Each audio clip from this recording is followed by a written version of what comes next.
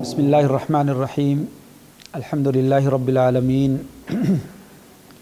वस्सलातु वस्सलामु अला अशरफिल अंबियाइ वल मुरसलीन व अला आलिहि व सहबिहि व मन तबिअहुम बि इहसानिन इला यौमिद्दीन।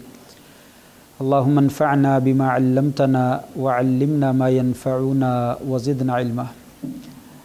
अम्मा बअदु फ़अऊज़ु बिल्लाहि मिनश शैतानिर रजीम। वलिल्लाहि अलन्नासि हिज्जुल बैति मन इस्तताअ इलैहि सबीला। हज़रात गिरामी क़दर, मुअज़्ज़ज़ नाज़रीन, हज अल्लाह तबारक व तआला की तरफ से मुसलमानों के ऊपर एक फ़र्ज़ करदा इबादत है। इस्लाम के बुनियादी 5 अरकान में से एक रुकन है। अल्लाह करीम ने कुरान मजीद में इसकी फ़र्ज़ियत का ज़िक्र किया है कि लोगों के लिए, अल्लाह ताला के लिए लोगों पर बैतुल्लाह का हज जो है वो फ़र्ज़ कर दिया गया है उस बंदे पर जो ज़ादे राह की ताकत रखता हो। तो हज मुसलमान पर आकिल, बालिग़, आज़ाद और साहिब हैसियत के ऊपर जो है वो फ़र्ज़ है। ये 5 शर्तें बुनियादी तौर पर ज़िक्र की जाती हैं। मुसलमान भी हो, आकिल भी हो, बालिग़ भी हो और आज़ाद भी हो और साहिब हैसियत भी हो। साहिब हैसियत से मुराद कि वहाँ तक आने जाने का ख़र्चा भी हो और पीछे अगर बीवी बच्चे हों तो उनका नौन व नफ़क़े का ख़र्चा भी उसके पास मौजूद हो तो फिर हज फ़र्ज़ होता है। औरत के लिए इसके साथ मज़ीद एक शर्त का इजाफ़ा किया जाता है और वो है उसका महरम भी मौजूद हो। अगर महरम मौजूद है तो उसके ऊपर हज फ़र्ज़ होता है, अगर महरम मौजूद ना हो तो उसके ऊपर हज फ़र्ज़ नहीं होता है। हज की फ़जीलत बहुत ज़्यादा है, उसके बारे में बेशुमार अहादीस जो है वो मौजूद हैं। उनमें से एक हदीस आप सल्लम का इरशाद गिरामी है, मन हज्जा लिल्लाहि फ़लम यरफुस वलम यफसुक रजा कयौम वलदतहु उम्मुहु। जो इंसान अल्लाह के लिए हज करता है और उसमें कोई फ़िस्क़ व फ़ुजूर नहीं करता, कोई गुनाह का काम नहीं करता और सुन्नत के मुताबिक उसे अदा करता है, तो वो हज करने के बाद ऐसे वापस पलटता है जैसे कि उसकी माँ ने उसको आज ही जन्म दिया हो, यानी मुकम्मल तौर पे गुनाहों से पाक और साफ़ होकर लौटता है। और एक हदीस में आता है कि अलहज्जु अल-उम्रतु बैनल उम्रति इलल उम्रति कफ़ारतुन लिमा बैनहुमा वल हज्जुल मबरूर लैसा लहू जज़ाउन इल्लल जन्नह। एक उम्रा दूसरे उम्रे तक जो है वो दरमियान में जो गुनाह हैं उनके लिए कफ़ारे का ज़रिया बन जाता है। और हज मबरूर वो हज जो अल्लाह के दरबार में कबूल हो जाता है और वो हज जो सुन्नत के मुताबिक अदा किया जाता है उसका बदला सिर्फ़ और सिर्फ जो है वो क्या है, जन्नत है। अल्लाह ताला उसे जन्नत जो है वो अता फ़रमा देते हैं। हज की तरह उम्रा भी ज़िंदगी में एक मरतबा फ़र्ज़ है। आम तौर पे लोगों को इस मसले का इल्म नहीं है, लेकिन मुहक्किक अहले इल्म का कहना है कि जिस तरह हज ज़िंदगी में एक मरतबा फ़र्ज़ है, ऐसे ही उम्रा भी साहिब हैसियत पर ज़िंदगी में एक मरतबा फ़र्ज़ है। चाहे उसको हज के साथ अदा कर ले और अगर हज पे नहीं जा सकता तो अलहदा से अकेला हज उम्रा जो है वो अदा करे ताकि उसका फ़र्ज़ी उम्रा जो है वो अदा हो जाए। जैसा कि एक शख्स के बारे में रिवायत में आता है कि एक औरत थी या एक मर्द था, दोनों तरह के अल्फाज मौजूद हैं। तो उसने कहा, या रसूल अल्लाह, मेरे वालिद के ऊपर हज है और वो फ़ौत हो गया है, क्या मैं उसकी जानब से हज करूं? तो आपने फरमाया, हुज्जा नबी का वातमिर, अपने बाप का उम्रा भी करो और हज भी करो। तो आपने दोनों चीज़ें अदा करने का हुक्म दिया, जिससे मालूम होता है कि उम्रा भी जो है वो फ़र्ज़ है जिस तरह हज फ़र्ज़ है। अगर कोई उम्रे की ताकत रखता है तो उम्रा कर ले, अगर कोई हज की ताकत रखता है तो हज और उम्रा जो है वो दोनों चीज़ें जो है वो अदा कर ले। तो उम्रा जो है, ज़ाहिर बात है, हज में हमारे पास जो है वो 3 किस्म का हज होता है। हज इफ़राद है, हज तमत्तु है, हज क़िरान है। हज इफ़राद का मतलब ये होता है अकेला हज करना, उसमें उम्रा नहीं होता। यानी इंसान जो है वो इहराम बांध के जाता है, मक्का में पहुंचता है, 8 ज़िलहज्जा से उसका हज शुरू हो जाता है। ये हज इफ़राद है। उससे पहले उसने कुछ नहीं करना, मक्का में चला जाए, जाके तवाफ़ कर ले और फिर 8 ज़िलहज्जा को मिना में चला जाए और हज के अमाल अदा करे। उसमें कुर्बानी नहीं होती है और उसमें जो है वो एक ही तवाफ़ और एक ही साई होती है, तो उसका जो हज हो जाता है, इसको हज इफ़राद कहते हैं।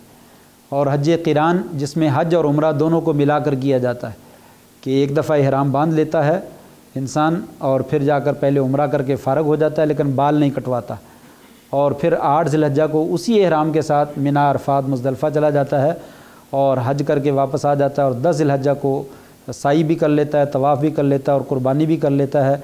تو اس کو ہم حج قران کہتے ہیں، یعنی حج اور عمرے کو ایک ہی احرام کے ساتھ جو ہے وہ کر لیتا ہے۔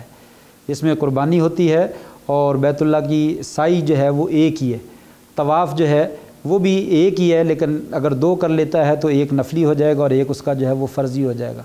وہ ڈیٹیل اگر کسی کو مطلوب ہو تو انشاءاللہ حج قران کی ہم ذکر کر دیں گے، لیکن عام طور پہ ہمارے پاس حج تمتع ہوتا ہے، تو اس لیے ہم انشاءاللہ حج تمتع کی جو ہے وہ ڈیٹیل جو ہے وہ بیان کریں گے اور تفصیل کے ساتھ اس کا جو ہے وہ ذکر کریں گے کہ حج تمتع کیا ہوتا ہے۔ حج قران میں عام طور پہ لوگوں کے ہاں یہ اشکال ہے کہ آپ صلی اللہ علیہ وسلم نے حج قران کیا ہے، اس میں کوئی شک نہیں۔ اس میں بھی اختلاف ہے علماء کا کہ حجوں میں سے کون سا حج افضل ہے، حج افراد افضل ہے یا حج قران افضل ہے یا تمتع افضل ہے۔ کچھ علماء کا کہنا حج افراد افضل ہے، اکیلا حج کرے۔ تقریباً تینوں خلفاء ابو بکر صدیق، عمر فاروق، عثمان غنی رضی اللہ تعالیٰ عنہ اجمعین، تینوں کا موقف یہ ہے کہ حج افراد افضل ہے، اکیلا حج کرنا چاہیے۔ لیکن جمہور علماء کا موقف یہ ہے کہ حج تمتع افضل ہے، کیونکہ آپ صلی اللہ علیہ وسلم نے خواہش ظاہر کی تھی کہ اگر میرے پاس پہلے پتہ چل جاتا مجھے تو میں قربانی ساتھ لے کر نہ آتا، میں بھی حج تمتع کرتا، لیکن قربانی آ گئی اس لیے قران کر رہا ہوں۔ اور کچھ علماء کا موقف ہے کہ حج قران افضل ہے، کیونکہ آپ صلی اللہ علیہ وسلم نے حج قران کیا ہے، اس میں کوئی دو رائے نہیں، آپ نے حج قران کیا ہے۔ لیکن بہرحال دلائل کو اگر جمع کیا جائے تو نتیجہ یہی نکلتا ہے کہ حج تمتع افضل ہے، حج قران اور حج افراد اس کی بنسبت جو ہے وہ افضل نہیں، اس لیے تمتع ہی کرنا چاہیے، اور عموماً مسلمان تمتع ہی کرتے ہیں۔ تمتع کیا ہوتا ہے یہ انشاءاللہ ہم سارا ڈیٹیل کے ساتھ اس کے بارے میں بات کریں گے۔ سب سے پہلے آتے ہیں تمتع میں انسان کو عمرہ کرنا ہوتا ہے۔ ہر بندہ جو ہے وہ اپنے اپنے میقات سے گزر کر جاتا ہے، اس کی جو ہے وہ ڈیٹیل ہم یہاں پہ اشارتاً جو ہے وہ تھوڑی سی ذکر کر دیتے ہیں۔ یہ چھوٹا سا نقشہ ہے، آپ دیکھیے یہ بیت اللہ ہے، یہ حدود حرم ہے، اور یہ حدود ہل ہے، اور یہ 5 مواقیت ہیں۔ مواقیت کا معنی ہے میقات، وہ جگہ جہاں سے عمرے کے لیے اور حج کے لیے انسان جو ہے وہ احرام باندھتا ہے، جہاں سے حج اور عمرے کی نیت کی جاتی ہے اس کو میقات کہتے ہیں۔ 5 مواقیت ہیں، ذوالحلیفہ ہے، یلملم ہے، ذات عرق ہے، قرن منازل ہے، اور جوفہ ہے۔ یہ 5 مواقیت ہیں شریعت نے ذکر کیے۔ سب سے دور والا میقات جو ہے وہ مدینہ کا ہے، ذوالحلیفہ جس کو کہتے ہیں، مدینہ سے غالباً 450 کلومیٹر کا فاصلہ ہے، اور قریب والا جو ہے وہ غالباً قرن منازل ہے۔ یہ طائف والا میقات جو ہے وہ سہل کے پاس اس کو بولا جاتا ہے، سہل بھی بولتے ہیں، یہ سب سے قریب ہے، تقریباً طائف والا جو ہے وہ 70 75 یا 80 کلومیٹر کے فاصلے پر ہے۔ بہرحال ہم لوگ جو ہے یہ مواقیت سے باہر رہنے والے لوگ ہیں، یہ ہم جتنے بھی باہر سے، ہم پاکستان، ہندوستان، امریکہ، برطانیہ، باہر سے جتنے بھی لوگ حج پہ جاتے ہیں، یہ تمام لوگ جو ہیں یہ میقات سے باہر رہتے ہیں۔ تو ہم جب جانا ہے تو ہم نے یہاں سے گزر کے جانا ہے، یہاں سے گزر کے جانا ہے۔ کوئی بھی آدمی ان مواقیت میں سے گزر کے اندر کو آتا ہے تو یہاں سے شریعت نے حکم دیا ہے کہ ہمیں احرام باندھیں، اس کو میقات کہتے ہیں۔ تو کوئی بھی آدمی جب میقات سے گزرتا ہے تو یہاں سے نیت بھی کرتا ہے اور احرام بھی باندھتا ہے۔ نیت کا اصل تعلق جو ہے وہ دل کے ساتھ ہے، ارادے کے ساتھ ہے۔ انسان ارادہ کرتا ہے اور اس کے ساتھ تلبیہ پکار لیتا تو نیت ہو جاتی ہے، یعنی یہاں پہ پہنچ کر جو ہے انسان نے لبیک اللہم عمرۃ کہنا ہوتا ہے، اور اس کے ساتھ احرام کی پھر پابندیاں شروع ہوتی ہیں۔ اصل میقات احرام جو ہے وہ نیت کا ہے، اصل میقات جو ہے وہ کیا ہے، نیت کا ہے۔ جب آپ نے نیت کر لی تو احرام میں داخل ہو گئے، اس کے بعد جو ہے وہ عمرے اور حج کی نیت جو ہے وہ کوئی چیز توڑ نہیں سکتی۔ تو اس کی کچھ پابندیاں ہیں، وہ انشاءاللہ میں ذکر کروں گا کہ احرام کی جو ہے وہ کیا کیا پابندی ہیں۔ سب سے پہلی چیز یہ ہے کہ احرام باندھنے سے پہلے غسل کرنا جو ہے وہ کیا ہے، مسنون ہے، فرض نہیں ہے۔ غسل کرنا مرد کے لیے، عورت کے لیے کیا ہے، مسنون ہے، کر لے، بہت اچھی بات ہے، افضل ہے، کرنا چاہیے، آپ نے کیا ہے۔ اگر کوئی نہیں کرتا ہے تو انشاءاللہ کوئی حرج نہیں، ثواب میں تھوڑی بہت کمی ہوگی، لیکن حج اس کا 100% جو ہے وہ درست ہے۔ وضو کر کے نیت کر لے تب بھی ٹھیک ہے، وضو کے بغیر بھی نیت کر لے تب بھی انشاءاللہ نیت ہو جائے گی، لیکن افضل ہے کہ انسان جو ہے وہ کیا ہے، غسل کرے۔ اور غسل اگر موقع ملے تو میقات سے جا کر لے، وہ موقع نہیں ملتا عموماً تو ہم جو ہے وہ لاہور، کراچی، اسلام آباد ایئرپورٹ سے جاتے ہیں، ایئرپورٹ پہ غسل کر لے۔ اگر وہاں پہ بھی ممکن نہیں ہے تو اپنے گھر میں ہی کر لے، وہ غسل جو ہے انسان اپنے گھر سے ہی غسل کر کے جو ہے وہ چلا جائے، ایک کام۔ دوسرا کام ہے چادر پہننے کا۔ نیت کرنے کے بعد احرام شروع ہوتا ہے، تو نیت کرنے کے بعد انسان کو یہ سلا ہوا لباس جو ہے یہ جائز نہیں ہے، ان سلا لباس جو ہے وہ پہنتے۔ یہ پابندی ہے سب سے پہلے کہ آپ جو ہے وہ جب نیت کریں گے تو سلا ہوا لباس اتار دیں مرد حضرات، اور ان سلی چادریں جو ہے وہ پہن لیں، تو یہ آپ کا احرام جو ہے وہ شروع ہو جائے گا۔ تو وہ ان سلی چادریں کہاں سے پہننی ہیں، یہاں سے پہننی، یہاں سے پہننی۔ جتنی بھی پابندیاں ہیں وہ ساری کی ساری یہاں سے شروع ہونی ہے. ہماری رہائش یہاں پہ ہے, ایئرپورٹ یہاں پہ ہے, جہاز نے جب یہاں سے گزرنا ہے تو یہاں سے ہمارے احرام کی پابندیاں جو ہے وہ شروع ہونی ہیں ساری کی ساری. تو لہٰذا آپ نے غسل یہاں پہ کر لیا, چادریں بھی بے شک یہاں پہ پہن لیں. اگر آپ کو مشکل ہے کہ جہاز کے اندر احرام چینج نہیں کر سکتے, ایئرپورٹ پہ نہیں کر سکتے, کپڑے کہاں سنبھالتے پھریں گے, تو گھر میں چادریں پہن لیں. لیکن ابھی احرام شروع نہیں ہوگا, نیت ابھی شروع نہیں ہوگی, وہ ایک سادہ لباس کی حیثیت رہے گا. چادریں بھی پہن لی, غسل بھی آپ نے کر لیا. اب جو ہے وہ میقات پہ پہنچ گئے گاڑی کے ذریعے یا جزاک اللہ خیر, تو گاڑی کے ذریعے آپ جو ہے وہ گزر گئے, تو جہاز کے ذریعے چلے گئے, کسی بھی طریقے سے چلے جائیں. جب یہاں پہ جائیں گے تو یہاں پہ جا کر آپ نے جو ہے وہ لبیک اللہم عمرتن کہنا ہے, لبیک اللہم عمرتن. جب آپ نے عمرے کی نیت کرنی ہے تو یہی کلمہ کہنا لبیک اللہم عمرتن, یا اللہ میں عمرے کے لیے حاضر ہوں. پھر اس کے بعد جو ہے وہ اپنا تلبیہ پکارنا شروع کر دیں, لبیک اللہم لبیک لبیک لا شریک لک لبیک ان الحمد والنعمت لک والملک لا شریک لک. یہ تلبیہ جو ہے وہ پکارنا شروع کریں یہاں سے. اس سے پہلے کوئی پابندی نہیں ہے, نہ گھر میں, نہ ایئرپورٹ پہ, نہ ایئرپورٹ سے جہاز میں. جب یہ یلملم سے, ذات ارق سے, کرن منازل سے, جوفہ سے, جہاں سے بھی جہاز گزرتا ہے وہاں پہ وہ بتلا دیا جاتا ہے کہ میقات سے گزر رہے ہیں, وہاں سے جو ہے وہ آپ نیت جو ہے وہ کر لیں, تو اس وقت آپ کی احرام کی پابندیاں شروع ہو جائیں گی. تو یہ آپ نے غسل بھی گھر میں کر لیا, چادریں پہننی پہن لیں, نہیں پہننی یہاں سے پہن لیں, اور یہاں پہ جا کر تلبیہ پکاریں تو یہاں سے آپ کی پابندی شروع ہو گئی. سب سے پہلی پابندی وہی جو میں نے کہا سلا ہوا لباس نہیں پہننا, وہ لباس اتار دیں, چادریں جو ہے وہ پہن لیں. دوسری پابندی جو ہے وہ یہ ہے کہ بال نہیں کاٹنے, سر کے, جسم کے, کسی بھی جگہ کے. اس سے پہلے آپ نے کاٹنے کاٹ لیں, نہیں کاٹے تو نہ صحیح. ضروری نہیں ہے کہ احرام پہننے سے پہلے فرض ہے کہ انسان بال کاٹ کر جائے. کسی کے بال پہلے صاف ہیں تو کوئی مسئلہ نہیں ہے, کوئی چیز کاٹنے کی ضرورت نہیں ہے. آپ جو ہے وہ غسل کریں, احرام پہنے اور جو ہے وہ آگے چلے جائیں. تو یہاں سے دوسری پابندی جو ہے وہ بال نہیں کاٹنے, نہ سر کے, نہ جسم کے کسی اور حصے کے. تیسری پابندی ناخن نہیں کاٹنے. چوتھی پابندی جو ہے سر کو نہیں ڈھانپنا مرد حضرات کے لیے. اور پانچویں پابندی جو ہے وہ خوشبو نہیں لگانی. سلا ہوا لباس نہیں پہننا, سر نہیں ڈھانپنا, بال نہیں کاٹنے, ناخن نہیں کاٹنے اور خوشبو نہیں لگانی. چار پابندیوں میں عورتیں اور مرد سب شریک ہیں. پانچویں پابندی سر نہیں ڈھانپنا اور سلا ہوا لباس دوسری. یہ دونوں چیزیں عورت کے لیے جو ہے وہ نہیں ہیں, اور سلا ہوا لباس بھی پہنے گی اور سر بھی ڈھانپ لے گی. عورت کا احرام کیا ہے؟ مرد کی تو دو انسلی چادریں ہیں. عورت کا احرام کیا ہے؟ جو ان سا وہ لباس استعمال کرتے, جو بھی وہ لباس پہنتی ہے وہی اس کا احرام ہے. اس کے لیے کوئی خاص چادر, کوئی خاص رومال, کوئی خاص جو ہے وہ سر پہ باندھنے والا دوپٹہ, یا کوئی چیز جو ہے وہ اسکارف جو ہے وغیرہ لیتی ہیں, کوئی چیز جو ہے وہ لازم نہیں ہے. جو وہ عام لباس استعمال کرتی ہیں وہی ان کا احرام ہے. بعض عورتوں کے ہاں معروف ہے کہ وہ ایک اسکارف جو ہے وہ ضرور سر کے اوپر باندھنا ہے, اور وہ سمجھتی ہیں یہی احرام ہے. تو یہ کوئی لازم نہیں ہے. سر کے اوپر دوپٹہ رکھنا لازم ہے. وہ جیسے بھی سر کو لپیٹنا چاہیں لپیٹ لیں, انشاءاللہ کوئی مسئلہ نہیں ہے. لیکن اس کا کھل جانا, اس کا احرام کے ساتھ کوئی تعلق نہیں. بندے کا لباس احرام کھل جاتا ہے, اس کا بھی احرام سے کوئی تعلق نہیں. یہ دونوں چیزیں جو ہے وہ لوگوں کے ہاں غلط معروف ہیں کہ ہم نے چادر لباس پہنی ہوئی ہے تو وہ چادریں اتار کر نہیں رکھنی, کھول کر واش روم کے دروازے پہ نہیں رکھنی. اگر کھول دیا تو پھر تو احرام کھل جائے گا. کہا نہیں, یہ نہیں احرام, احرام دل میں ہے, نیت کے اندر ہے. وہ جب آپ نے نیت کر لی ہے وہ احرام نہیں کھلے گا.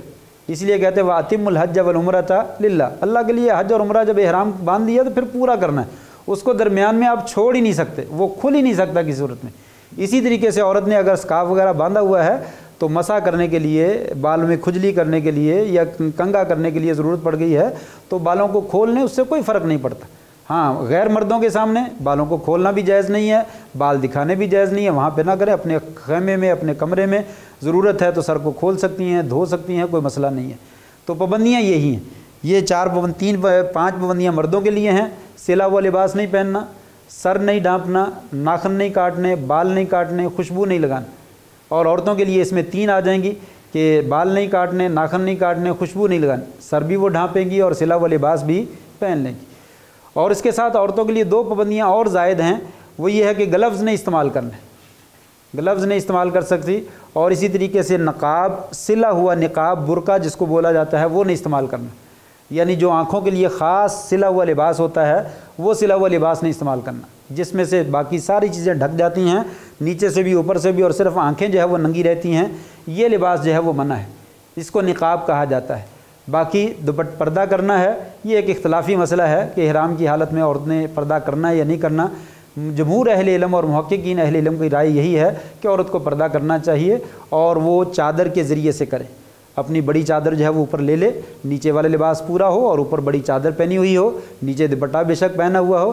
بڑی چادر کے ساتھ جیسے پرانے زمانے میں عورتیں گھونگھٹ نکالتی تھیں, آگے والا حصہ جو ہے وہ نیچے لٹکا لیتی ہیں, بس وہ لٹکا لیں اور پردہ ہو جائے گا. جب بھی وہ محسوس کریں کہ غیر محرم موجود ہے وہ پردہ کر لیں, انشاءاللہ کوئی حرج نہیں. جب وہ دیکھیں کہ ہم خواتین ہیں صرف, وہاں بھی اپنا چہرہ کھول لیں, کوئی مسئلہ نہیں ہے. خیمے میں چلی جائیں, کمرے میں چلی جائیں تو کپڑا پیچھے کر لیں. جب غیر مردوں کے سامنے ہو تو کپڑا لگ جائے. بعض لوگوں کے ہاں یہ چہرے کو پردہ کپڑا نہیں لگنا چاہیے ورنہ جو ہے وہ کام خراب ہو جائے گا. نہیں, ایسی کوئی بات نہیں. یہ چہرے کو کپڑا تو لگے گا ہی لگے گا. جس عورت نے اسکارف پہنا ہوا ہے, باندھا ہوا ہے, کہاں پہ باندھے گی وہ؟ یہیں پہ تو لگنا ہے, اور کہاں پہ لگنا ہے؟ تو یہ کیسے ہو سکتا ہے کہ اسکارف یا دوپٹہ یا چادر لی اور چہرے پہ نہ لگے؟ اس لیے وہ بعض تکلف کرتے ہیں اور ہیٹ نما ٹوپی جو ہے وہ پہن لیتے ہیں اور آگے سے پردہ نیچے لٹکا لیتے ہیں. یہ سارے تکلفات ہیں, اس کی ضرورت نہیں ہے. لہٰذا چہرے پہ لگتا ہے تو لگے, ضرورت ہے تو پردہ کر لیں, جب ضرورت نہیں ہے تو پردہ کھول دیں.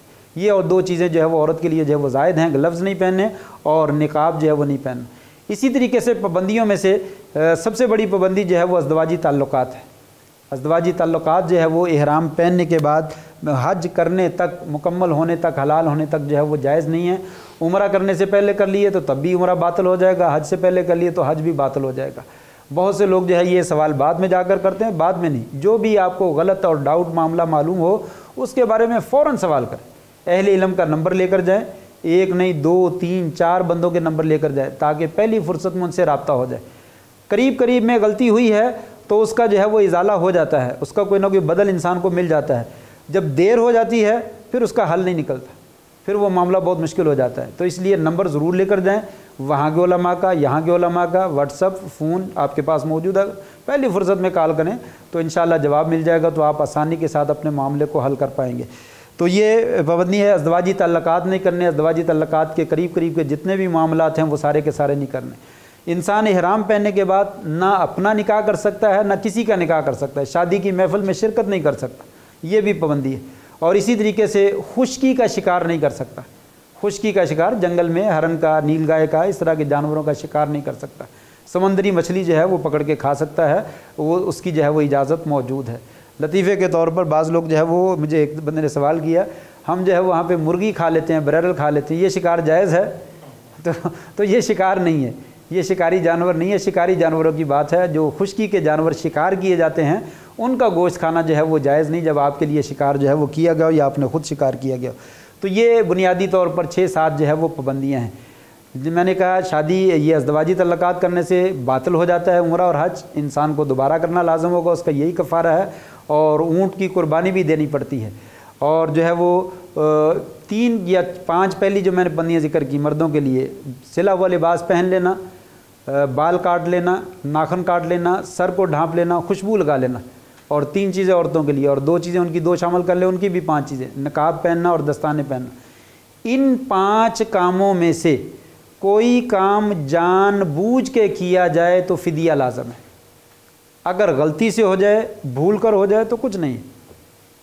انسان کپڑا پڑا ہوا ہے تو اٹھا کے سر پہ رکھ لیا, پھر فوراً یاد آ گیا سر نہیں ڈھانپنا تو فوراً اتار دے, جیسے ہی یاد آئے اتار دے, انشاءاللہ کوئی حرج. غلطی سے جو ہے وہ بعض لوگوں کو ناخن چبانے کی عادت ہوتی ہے, جو کہ بری ہے, اچھی نہیں ہے, نہیں ہونا چاہیے. لیکن بہرحال جن کی عادت ہے وہ تو ان کے ساتھ خاص ہے. اگر اس نے چبانے شروع کر دیے احرام کی حالت میں تو جیسے ہی یاد آئے فوراً چھوڑ دے, اس کے اوپر کوئی چیز نہیں. اسی طریقے سے بال کاٹنے کا معاملہ, اسی طریقے سے ناخن کا, اسی طریقے سے باقی خوشبو لگانے کا معاملہ, اگر بھول کر غلطی سے ہو گیا تو انشاءاللہ کوئی حرج. جان بوجھ کے کیا ہے تو پھر فدیہ لازم ہے ان 5 چیزوں کا. پھر دوبارہ 5 چیزیں میں گنوائے دیتا ہوں, مردوں کی بھی 5, عورتوں کی بھی 5. بال کاٹنا, ناخن کاٹنا, خوشبو لگانا, سر ڈھانپنا اور سلا ہوا لباس پہننا, یہ مردوں کی. اور عورتوں کی جو ہے وہ ناخن کاٹنا, بال کاٹنا, خوشبو لگانا, دستانے پہننا اور گلوز پہننا, یہ نقاب پہننا. یہ 5 چیزیں جو ہیں اگر جان بوجھ کے کیا جائے تو ان کا فدیہ ہے. وہ فدیہ کیا ہے؟ 3 چیزوں میں اختیار ہے. جیسے ان کاموں کا ہو جائے, کوئی کام ارتکاب ہو جائے جان بوجھ کے, ضرورت پڑ جائے تو انسان کر سکتا ہے. کبھی سر پہ چوٹ لگ گئی ہے اور پٹی کرنی ہے تو بال کاٹنے لازمی ہیں. آپ اگر اسی طرح رکھیں گے تو زخم خراب ہو جائے گا, پٹی نہیں ہو سکے گی, تو آپ کو بال کاٹنے پڑیں گے. کاٹ دیں, کوئی حرج نہیں, بال کاٹ دیں. تو بال جب آپ کاٹ دیں گے تو آپ کو فدیہ دینا پڑے گا. کبھی سر ہے زخمی ہے یا کوئی سر کو پرابلم ہے، دھوپ ہے اور آپ سر ننگا نہیں رکھ سکتے، آپ کے لیے ضروری ہے کپڑا باندھیں ورنہ آپ بیمار ہو جاتے ہیں، ڈاکٹر نے کہا سر کو ڈھانپ لیں، فدیہ دے دیں۔ ضرورت کے تحت کوئی کام کرنا پڑ جائے تو ان کاموں میں سے انسان کر سکتا ہے اور اس کی جگہ پہ کیا کرے، فدیہ دے دے۔ فدیہ میں جو ہے وہ 3 چیزوں میں اختیار ہے۔ ایک تو یہ ہے کہ دم دے دے، دم کا مطلب یہ ہے کہ ایک بکرا یا دمبا قربانی کا جانور لے کر مکہ میں ذبح کر کے مکہ کے فقراء میں تقسیم کر دے، یہ دم ہے، یہ دے دے۔ نہیں تو 6 مسکینوں کو کھانا کھلا دے، 6 مسکینوں کو کھانا کھلا دے۔ نہیں تو 3 روزے رکھ لے، 3 روزے رکھ لے۔ ان تینوں میں سے کوئی کام کر لے تو فدیہ ادا ہو جائے گا۔ یہ 5 کاموں میں سے کوئی ایک کام جان بوجھ کے کر لیا جائے تو تینوں کاموں کا انسان کو جو ہے وہ کیا ہے، اختیار ہے۔ یہ ایک صحابی کا واقعہ ہے، کعب بن عجرہ رضی اللہ تعالیٰ عنہ، ان کا واقعہ ہے۔ ان کے سر میں جوئیں پڑ گئیں، ان کے سر میں جوئیں پڑ گئیں اور اتنی زیادہ جوئیں پڑ گئی تھیں کہ ان کے چہرے پہ گر رہی تھیں، ان کے جسم پہ گر رہی تھی۔ وہ شدید پریشان تھے، آپ صلی اللہ علیہ وسلم اس کے پاس سے گزرے تو آپ نے فرمایا کعب یہ کیا حالت بنا رکھی ہے؟ کہا یا رسول اللہ بڑی مصیبت میں مشکل میں پڑا ہوا ہوں۔ تو فرمایا جاؤ جا کر اپنے بال مڑوا دو، احرام کی حالت، کہا جاؤ اور جا کر اپنے بال جو ہے وہ مڑوا دو۔ اور پھر اس وقت آپ نے یہ 3 کاموں کا حکم دیا، یہ اذبح شاتن او جو ہے وہ آتم ستۃ مساکین او سم ثلاثۃ ایام، ایک جانور ذبح کر دو یا پھر 6 مسکینوں کو کھانا کھلا دو یا 3 روزے رکھ لو۔ تینوں میں سے کوئی کام کر لے تو انسان کا فدیہ جو ہے وہ ادا ہو جائے گا۔ یہ معذورات ہیں۔ اور شادی کے بارے میں نے ذکر کر دیا، شادی اگر کرتا ہے یا کرواتا ہے تو وہ باطل ہے، اس کا کفارہ توبہ اور استغفار ہے۔ اور جو ہے شکار جو ہے کر لیتا ہے، وہ ہمارے ہاں تو ممکن نہیں ہے لیکن مسئلے کی نوعیت سے ہے۔ اگر کوئی آدمی خشکی کے راستے سفر کر رہا اور جنگل میں شکار کر لیا تو اس کا کفارہ کیا ہے، اسی کی مثل جانور، جو حلال جانور ہم کھاتے ہیں، بکرے کی شکل میں، گائے کی شکل میں، اونٹ کی شکل میں، جتنی مالیت کا یا جتنے جسامت کا جانور شکار کیا ہے اتنی مالیت اور اتنی جسامت کا جانور جو ہے وہ مکہ میں لے کر جو ہے وہ ذبح کر کے غریبوں میں تقسیم کر دے تو اس کا کفارہ جو ہے وہ ادا ہو جائے گا۔ یہ پابندیاں ہیں محظورات احرام جن کو ہم کہتے ہیں، یہ پابندیوں کا جو ہے وہ لحاظ رکھنا ہے۔ تو ہم نے جو ہے وہ اپنے میقات سے احرام باندھ لیا، جہاز میں تلبیہ پکارنا شروع کر دیا، لبیک اللہم لبیک لبیک لا شریک لک لبیک ان الحمد والنعمت لک والملک لا شریک لک۔ یہ میقات سے احرام باندھنے کے بعد جو ہے تلبیہ پکارنا، مکہ پہنچنے تک جو ہے وہ تلبیہ جاری رکھنا چاہیے۔ اور یہی سب سے افضل وظیفہ ہے، سب سے افضل جو ہے وہ ذکر ہے، سب سے افضل دعا ہے۔ اور بھی ذکر جائز ہیں، تسبیح، تکبیر، تحمید، جو بھی انسان کرنا چاہے، دروشی پڑھنا چاہے، سورۃ اخلاص پڑھنا چاہے پڑھ سکتا ہے، لیکن اس کی جگہ پہ یہ تلبیہ پکارے تو بہت اچھا ہے اور بلند آواز سے پکارے۔ عورتیں اگر پست آواز میں پکاریں تو زیادہ اچھا ہے، ان کا پردہ بھی ہے، ان کی آواز کا پردہ بھی ہے، لہٰذا وہ آہستہ آواز میں پکار لیں۔ اس کا معنی کیا ہے؟ اصل میں اس کا معنی بڑا خوبصورت ہے۔ پورے حج میں بھی تلبیہ کہتے ہیں اور احرام باندھنے کے بعد بھی مکہ پہنچنے تک بھی تلبیہ پکارا جاتا ہے۔ اس کے علاوہ دوسرے اذکار جو ہے وہ افضل نہیں۔ کیوں؟ اس لیے کہ حج کا جو مقصد ہے وہ سارے کا سارا اسی تلبیہ کے اندر، سارے کا سارا اسی تلبیہ کے اندر۔ لبیک اللہم لبیک، یا اللہ میں حاضر ہوں، آپ نے بلایا ہے تو میں آپ کی آواز پہ لبیک کہتے ہوئے حاضر ہوں۔ یا اللہ تیرے علاوہ کوئی بلانے والا نہیں، تیرے علاوہ کوئی یہاں پہ آنے کی توفیق دینے والا بھی نہیں۔ یا اللہ تو نے توفیق دی ہے تو میں آیا ہوں۔ بہت سے لوگ کہتے ہیں فلاں کی وجہ سے آ گیا، فلاں کی وجہ سے آ گیا، کچھ بھی نہیں ہے۔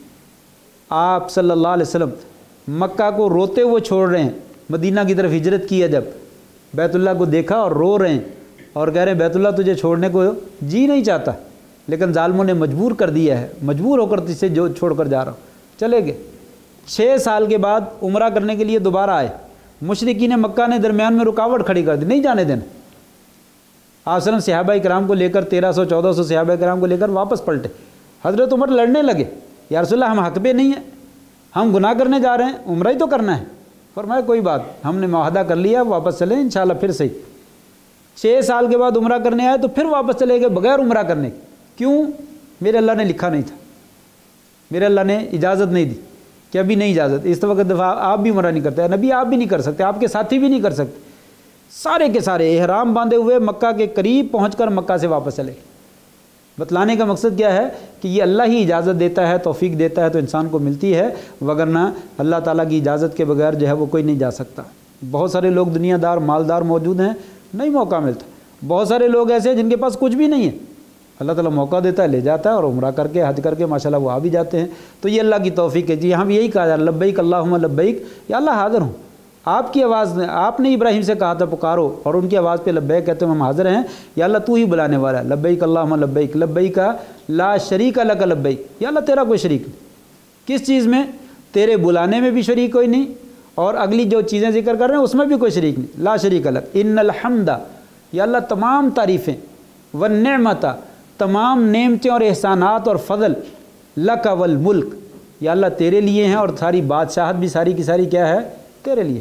تین چیزیں ذکر کی، تمام تعریفیں، یا اللہ خوبیاں تو دینے والا تو تعریفیں بھی تیری ہی ہیں، نعمت، نعمتیں، ساری نعمتیں، انسان بنایا، صحت دی، جوانی دی، شادی کی، بیوی بچے دیے، کاروبار دیا، یا اللہ سب نعمتیں، حتیٰ کہ بیت اللہ آنے کی توفیق دی، یہ بھی نعمت، یہ سب کی سب کس کی ہیں؟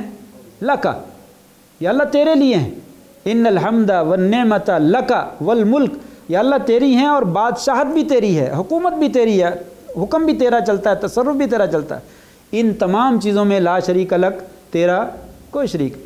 فرمایا یہ تلبیہ، ان الفاظ کو، معنی کو یاد کر کے دہرائیں تاکہ انسان کے دل میں رچ بس جائے، جب واپس آئے تو پھر اللہ کے علاوہ دل میں کوئی اور بسنے والا موجود نہ ہو۔ یہ مقصد اگر حاصل ہو گیا تو حج پورا ہوتا ہے، اگر یہ مقصد نہیں حاصل ہوتا تو میں سمجھتا ہوں وہ خالی ہاتھ ہی واپس آ گیا۔ اسی لیے کہا کہ یہ تلبیہ ہر جگہ پہ پڑھیں، منا میں پڑھیں، عرفات میں پڑھیں، مزدلفہ میں پڑھیں، اور بیت اللہ کی طرف جاتے ہوئے جو ہے وہ پڑھیں، پورے عمرے میں پڑھیں۔ تو یہ تلبیہ جو ہے وہ اپنے میقات سے احرام باندھنے کے بعد مستقل پڑھتے ہوئے مکہ میں جو ہے وہ پہنچنے تک پڑھنا ہے۔ پھر انسان جو ہے وہ مکہ میں پہنچ جاتا ہے، یہاں سے آپ جو ہے وہ چلے گئے، احرام باندھ دیا، تلبیہ پکارتے ہوئے جہاز چلا گیا، آپ کو ایئرپورٹ پہ اتار دیا، اور وہاں سے گاڑی کے ذریعے آپ اترتے ہوئے مکہ میں پہنچ گئے، ہوٹل پہ پہنچ گئے، ہوٹل سے آپ جو ہے وہ بیت اللہ میں آ گئے۔ سب سے پہلے مکہ میں جانے کے بعد جو ہے مکہ میں داخل ہو کر غسل کرنا مسنون ہے، وہاں پہ بھی داخل ہو کر بھی غسل کر لیں، احرام کی حالت میں غسل کرنا ممنوع نہیں ہے، احرام اتاریں غسل کر لیں، کوئی مسئلہ نہیں۔ احرام گندہ ہو جائے، مجھے یاد آیا، گندہ ہو جائے اس کو چینج کیا جا سکتا ہے، دوسرا احرام پہن لیں، عورت نے جو لباس پہنا ہوا، اسکارف پہنا وہ سارا اتار دے، دوسرا پہن لے، ضرورت ہے نہیں، ضرورت نہ صحیح، ساری چیزیں چینج ہو سکتی ہیں، نیت چینج نہیں ہوگی، نیت انسان کی وہ موجود ہے۔ تو لہٰذا مکہ میں جائے، جا کر غسل کرے، اور غسل کر کے اگر ضرورت ہو آرام کرنے کی آرام کر لے، کھانے کی ضرورت ہے کھانے، لیکن اگر نہیں ضرورت ہے تو کوشش کرے پہلا کام جا کر جو ہے وہ بیت اللہ کا طواف کرے۔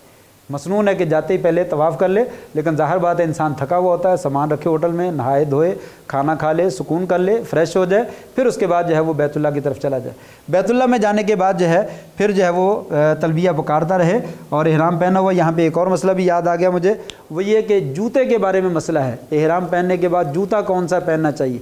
عام طور پہ لوگوں کے ہاں معروف ہے کہ کینچی والی چپل جو ہے وہ پہننی چاہیے، ہوائی چپل جسے ہم بولتے ہیں وہ پہننی چاہیے، اس کا کوئی ثبوت نہیں، یہ چپل پہننے کا وہ خاص آپ نے حکم دیا ہو کسی صحیح حدیث میں، اس کا میرے ناقص علم کے مطابق کہیں بھی ذکر نہیں ملتا، کوئی علم نہیں ہے، کوئی ذکر نہیں ہے۔ جوتا جون سا مرضی پہنا جا سکتا ہے، جون سا بھی آپ جوتا پہننا چاہیں پہن سکتے ہیں، مرد ہو یا عورت ہو۔ ہاں صرف اتنا خیال رکھا جائے کہ یہ ٹخنے جو ہے وہ ننگے ہوں، یہ ٹخنے ننگے ہوں، سائیڈ والے، یہ اوپر والے نہیں۔ بعض لوگ کہتے ہیں یہ اوپر والا حصہ جو ہے وہ ننگا ہونا چاہیے، نہیں، اس کا کہیں پہ بھی ذکر نہیں ملتا، یہ ٹخنوں کا ذکر ملتا ہے۔ ایک حدیث میں موجود ہے صحیح بخاری میں، آپ نے فرمایا جس کو جوتا نہیں ملتا موزے پہن لے، موزے چمڑے کے، اور موزوں کے بارے میں آپ جانتے ہیں جرابوں کی شکل کے، اور وہ پورے پاؤں کو ڈھانپتے ہیں، اوپر سے بھی، نیچے سے بھی، سائڈوں سے بھی، اور بعض روایت موجود ہے کہ موزے یہاں ٹخنوں کے پاس سے کاٹ لے، ٹخنوں کے پاس سے کاٹ لے تاکہ ٹخنے ننگے ہو جائے۔ تو یہ آپ نے موزے پہننے کی اجازت دی ہے، تو عام جوتا کیسے نہیں پہنا جا سکتا؟ تاکہ جو جوتا آسان ہے وہ انسان پہن لے، کوئی حرج نہیں۔ چپل پہننا تو مشکل ہے، اکثر لوگ اس کی وجہ سے گر جاتے ہیں اور چوٹ لگ جاتی ہے، شدید نقصان ہو جاتا ہے، تو اس لیے خام خواہ اپنے آپ کو مشقت میں ڈالنا، اس کا کوئی اجر نہیں ہے۔ لہٰذا جون سا بھی جوتا پہننا چاہیں بے دھڑک ہو کر جائے استعمال کریں۔ جو بھی آدمی کہے اس کو بولو ثبوت دے دو، کوئی حدیث لے آؤ، کوئی آیت لے آؤ جس میں موجود ہو کہ صرف کینچی والی چپل پہننی ہے، اس کے علاوہ آپ کوئی چپل نہیں پہن سکتے، لاؤ وہ ہمیں تو دکھاؤ، ہمیں پتہ تو چلے کہاں پہ لکھا ہے۔ تو ایسی کوئی بات جو ہے وہ موجود نہیں ہے۔ پھر اس کے بعد جو ہے وہ آپ بیت اللہ میں آ جائیں، تو بیت اللہ میں جو ہے یہ 4 کونے ہیں، آپ کا ایک کونا یہ ہے، اسی کو حجر اسود جو ہے وہ حجر اسود والا کونا کہا جاتا ہے۔ یہاں پہ جو ہے وہ آپ جس مرضی دروازے سے داخل ہو جائیں، کیونکہ مشکل ہوتی ہے، ایک خاص دروازے سے انسان داخل نہیں ہو پاتا، جس طرف سے رہائش ہے اسی طرف سے جو ہے وہ آپ بیت اللہ میں آ جائیں۔ بیت اللہ میں حرم میں داخل ہونے کے بعد جو ہے یہاں سے جو ہے وہ آپ نے طواف اپنا آغاز کرنا ہے۔ یہ حجر اسود والا کونا ہے، اور یہاں پہ پہلے تو لائن لگی ہوتی تھی، اب تو لائن مٹا دی ہے، کیونکہ لائن پہ لوگ کھڑے ہو جاتے تھے تو پیچھے سے رش ہو جاتا تھا، تو وہ بساؤ کا یکدم دھکا لگتا تھا۔ انہوں نے کہا اندازے سے کام کریں، لائن ختم کر دیں۔ یہ لائن ویسے مٹا دی گئی ہے، لیکن اس کونے کے سامنے آ جائے، کونے کے سامنے آ کر جو ہے وہ سب سے پہلے یہاں پہ مرد حضرات جو ہے وہ دایاں کندھا ننگا کر لیں۔ اس سے پہلے کندھا ننگا کرنے کی ضرورت نہیں ہے۔ یہاں سے طواف شروع کرتے وقت دایاں کندھا ننگا کرتے ہیں، جس کو استباء کہا جاتا ہے۔ چادر جو ہے وہ نیچے سے نکال کر یہ دائیں بائیں کندھے کے اوپر جو ہے وہ ڈال لی جاتی ہے۔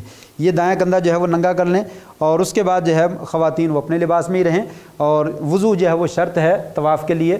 وضو گھر سے ہوٹل سے کر کے آ جائیں، غسل بھی آپ کر لیا تو اچھی بات ہے، نہیں تو کم از کم وضو کر کے آ جائیں۔ یہاں پہ سامنے آ جائیں، اگر حجر اسود تک پہنچ سکتے ہیں تو اچھی بات ہے۔ 3 کاموں میں انسان کو اختیار ہے، جون سا کام کر سکتا ہے وہ کر لے۔ حجر اسود کو ہاتھ لگائے، حجر اسود کو بوسہ دے، اپنا منہ ماتھا اس کے اوپر رکھے اور بسم اللہ اللہ اکبر کہے۔ یہ ایک کام، یہ اگر ممکن ہو تو کر سکتا ہے مرد بھی اور عورت بھی۔ اگر ممکن نہ ہو تو پھر دوسرا کام ہے کہ انسان اپنا ہاتھ یا کوئی چیز حجر اسود کو لگائے، اور اس کو لگانے کے بعد اس کو بوسہ دے لے، بسم اللہ اللہ اکبر۔ کوئی چیز لگائے اور لگا کر اس کو بوسہ دے لے، یہ ممکن ہو تو یہ بھی کر لے۔ یہ بھی ممکن نہیں تو اس کی سیدھ میں، اس لائن میں بالکل سیدھے حجر اسود کے کونے کے سامنے جو ہے وہ کھڑا ہو کر حجر اسود کو جو ہے وہ اشارہ کرے، بسم اللہ اللہ اکبر، ایک دفعہ اشارہ کر لے، بس پھر اس کے بعد گزرتے۔ اشارہ کرنے کے بعد ہاتھ کو نہیں چومنا۔ وہاں پہ بہت سارے لوگ جو ہے وہ یہ عمل کرتے ہیں، بسم اللہ اللہ اکبر، بسم اللہ اللہ اکبر، بسم اللہ اللہ اکبر۔ یہ سنت سے ثابت نہیں، اس کا کسی حدیث میں بھی ذکر نہیں ملتا۔ 3 چیزیں ہیں، براہ راست بوسہ دیں، اور یہ بوسہ دینا گناہوں کو، غلطیوں کو مٹانے کا ذریعہ بنتا ہے۔ حجر اسود جو ہے وہ بڑا مقدس پتھر ہے، بہت سارے فضائل ہے، وقت تھوڑا اس لیے میں ڈیٹیل میں نہیں جا رہا ہوں۔ تو یہ بہت اچھا عمل ہے، بوسہ براہ راست دے۔ کسی چیز کو لگانے کے بعد اس کو بوسہ دے لیں، ہاتھ لگایا ہے، چھڑی لگائی ہے، اس کو بوسہ دیں، نہیں لگایا ہے تو پھر صرف اشارہ کریں، مرد بھی اور خواتین صرف اشارہ کریں، بسم اللہ اللہ اکبر، اور اس کے بعد جو ہے وہ یہاں سے آگے چلے جائیں۔ تو یہاں سے جو ہے وہ آپ کا طواف جو ہے وہ شروع ہو جائے گا، اور 3 چکر جو ہے وہ پہلے مرد حضرات جو ہے آہستہ آہستہ جو ہے وہ دوڑ کے لگائیں، جسے رمل کہا جاتا ہے۔ پہلوانوں کی طرح جو ہے وہ دوڑا، آہستہ آہستہ انسان دوڑتا ہے، اس طریقے سے دوڑ کے جائیں اگر ممکن ہو۔ جیسا کہ حج کے موقع پر اور رمضان کی آخری راتوں میں یہ ممکن نہیں ہوتا ہے تو کوئی حرج نہیں، جو چیز ممکن ہو وہ کر لے، جو چیز ممکن نہیں ہے اس کا اللہ تبارک تعالیٰ انسان کو مکلف جو ہے وہ نہیں بنایا، اس کی پابندی انسان کو حکم جو ہے وہ نہیں دیا۔ تو رش زیادہ ہوتا ہے تو عام چال سے چلتے ہوئے چلے جائیں، انشاءاللہ کوئی مسئلہ نہیں۔ جگہ خالی ہو تو آپ جو ہے وہ بھاگ کر چلے جائیں، ٹھیک ہے، نہ ہو تو یہاں سے لے کر پورا جب یہاں تک آئیں گے تو 1 چکر آپ کا مکمل ہوگا۔ اس چکر میں کون سی دعا پڑھنی ہے؟ لوگوں کے ہاں کتابیں موجود ہیں، پہلے چکر کی دعا، دوسرے چکر کی دعا، تیسرے کی، 7 چکروں کی دعا، یہ ثابت نہیں ہے۔ کوئی دعا بھی کسی چکر کی ثابت نہیں، جو دعا آپ مانگنا چاہیں، یعنی جو 7 چکروں میں آپ پڑھتے ہیں وہ پڑھ لیں، لیکن وہ سنت نہیں ہے، وہ پڑھنا چاہیں پڑھ سکتے ہیں، کوئی اور دعا پڑھنا چاہتے پڑھ سکتے ہیں، اپنی زبان میں دعائیں مانگنا چاہتے مانگ سکتے ہیں۔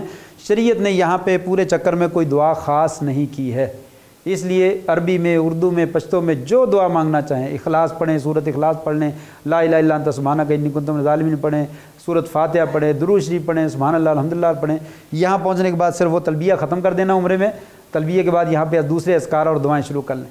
تو دعائیں مانگیں اور کوشش کریں موبائل بند کر دیں، یہاں پہ موبائل بند کر دیں، اگر رابطہ کرنا ضروری ہو تو کھلا رکھیں، لیکن سیلفیاں نہ بنائیں، خاص طور پہ احرام والی سیلفیاں نہ بنائیں، لوگوں کو نہ دکھائیں، اللہ کو دکھائیں، اور اللہ دیکھ رہا ہے، بغیر سیلفیوں کے دیکھ رہا ہے۔ یہ جو سیلفیاں ہماری بنتی ہیں فیس بک میں ہماری آتی ہیں، اس میں ریاکاری کا پہلو جو ہے وہ نمایاں ہے کہ دیکھ لو میں عمرہ کرنے گیا ہوں، میں نے عمرہ کر لیا، میں نے احرام پہن لیا، میں بیت اللہ کے ساتھ کھڑا ہوں، میں دعائیں مانگ رہا ہوں، تو یہ چیزیں نہ کریں۔ اس میں ریاکاری کا غالب پہلو جو ہے وہ موجود ہے، اس لیے ان چیزوں کو نہ کریں، ان کو چھپائیں، نیکی کریں، کچھ نیکیاں سنبھال کے رکھنی چاہیے، جو نیکیاں لوگوں کو نظر نہ آئے صرف اللہ کو نظر آئے، وہ نیکیاں بڑی کام آتی۔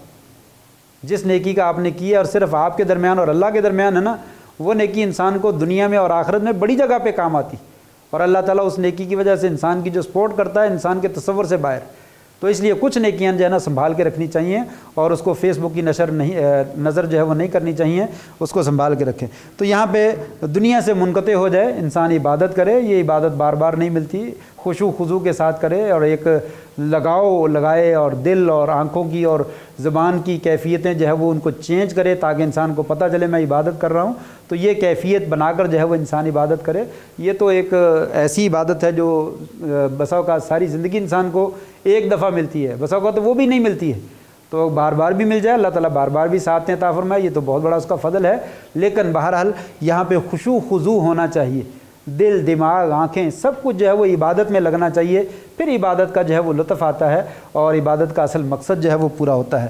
تو یہاں سے جو ہے وہ چلے جائیں، یہاں پہ جو ہے وہ حتیم ہے، اگلے چکر اگلے کونے پہ یہ حتیم والا حصہ ہے، تقریباً یہ والا حصہ، یہ بھی بیت اللہ کا حصہ ہے، لیکن مشرکین مکہ نے اس کو تعمیر نہیں کیا تھا خرچہ کم ہو جانے کی وجہ سے، لہٰذا اس کے اندر سے گزرنا جو ہے وہ طواف کے دوران درست نہیں ہے، اس کے باہر سے آپ نے گزرنا ہے،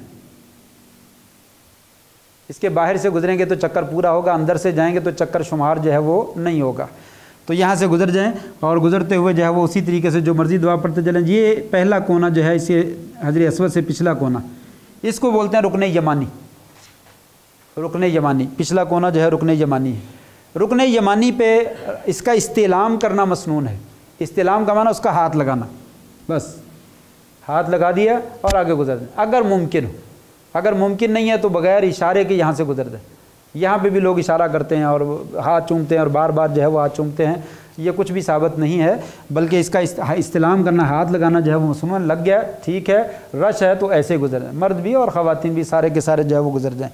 تو یہاں سے گزرنے کے بعد یہاں سے لے کر اس کونے تک یہ جو ہے وہ دعا مسنون ہے، ربنا آتنا فی الدنیا حسنہ وفی الآخرۃ حسنہ وقنا عذاب النار، یہ دعا جو ہے اس جگہ پہ پڑھنا مسنون ہے، مردوں کے لیے بھی اور خواتین کے لیے بھی۔ باقی پورے چکر میں جو دعا آپ مانگنا چاہیں مانگ لیں۔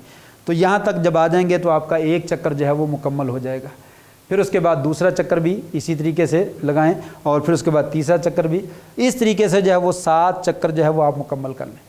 7 چکر جب مکمل کریں گے، اس میں بسا اوقات انسان کو غلط فہمی ہو جاتی ہے کہ میں نے 6 چکر لگائے ہیں یا 7 لگائے ہیں، تو جب آپ کو پتہ ہے 6 تو میں نے لگا ہی لیے، 7ویں میں ڈاؤٹ ہے تو 7ویں کو چھوڑ دیں، 7واں چکر دوبارہ لگا لیں۔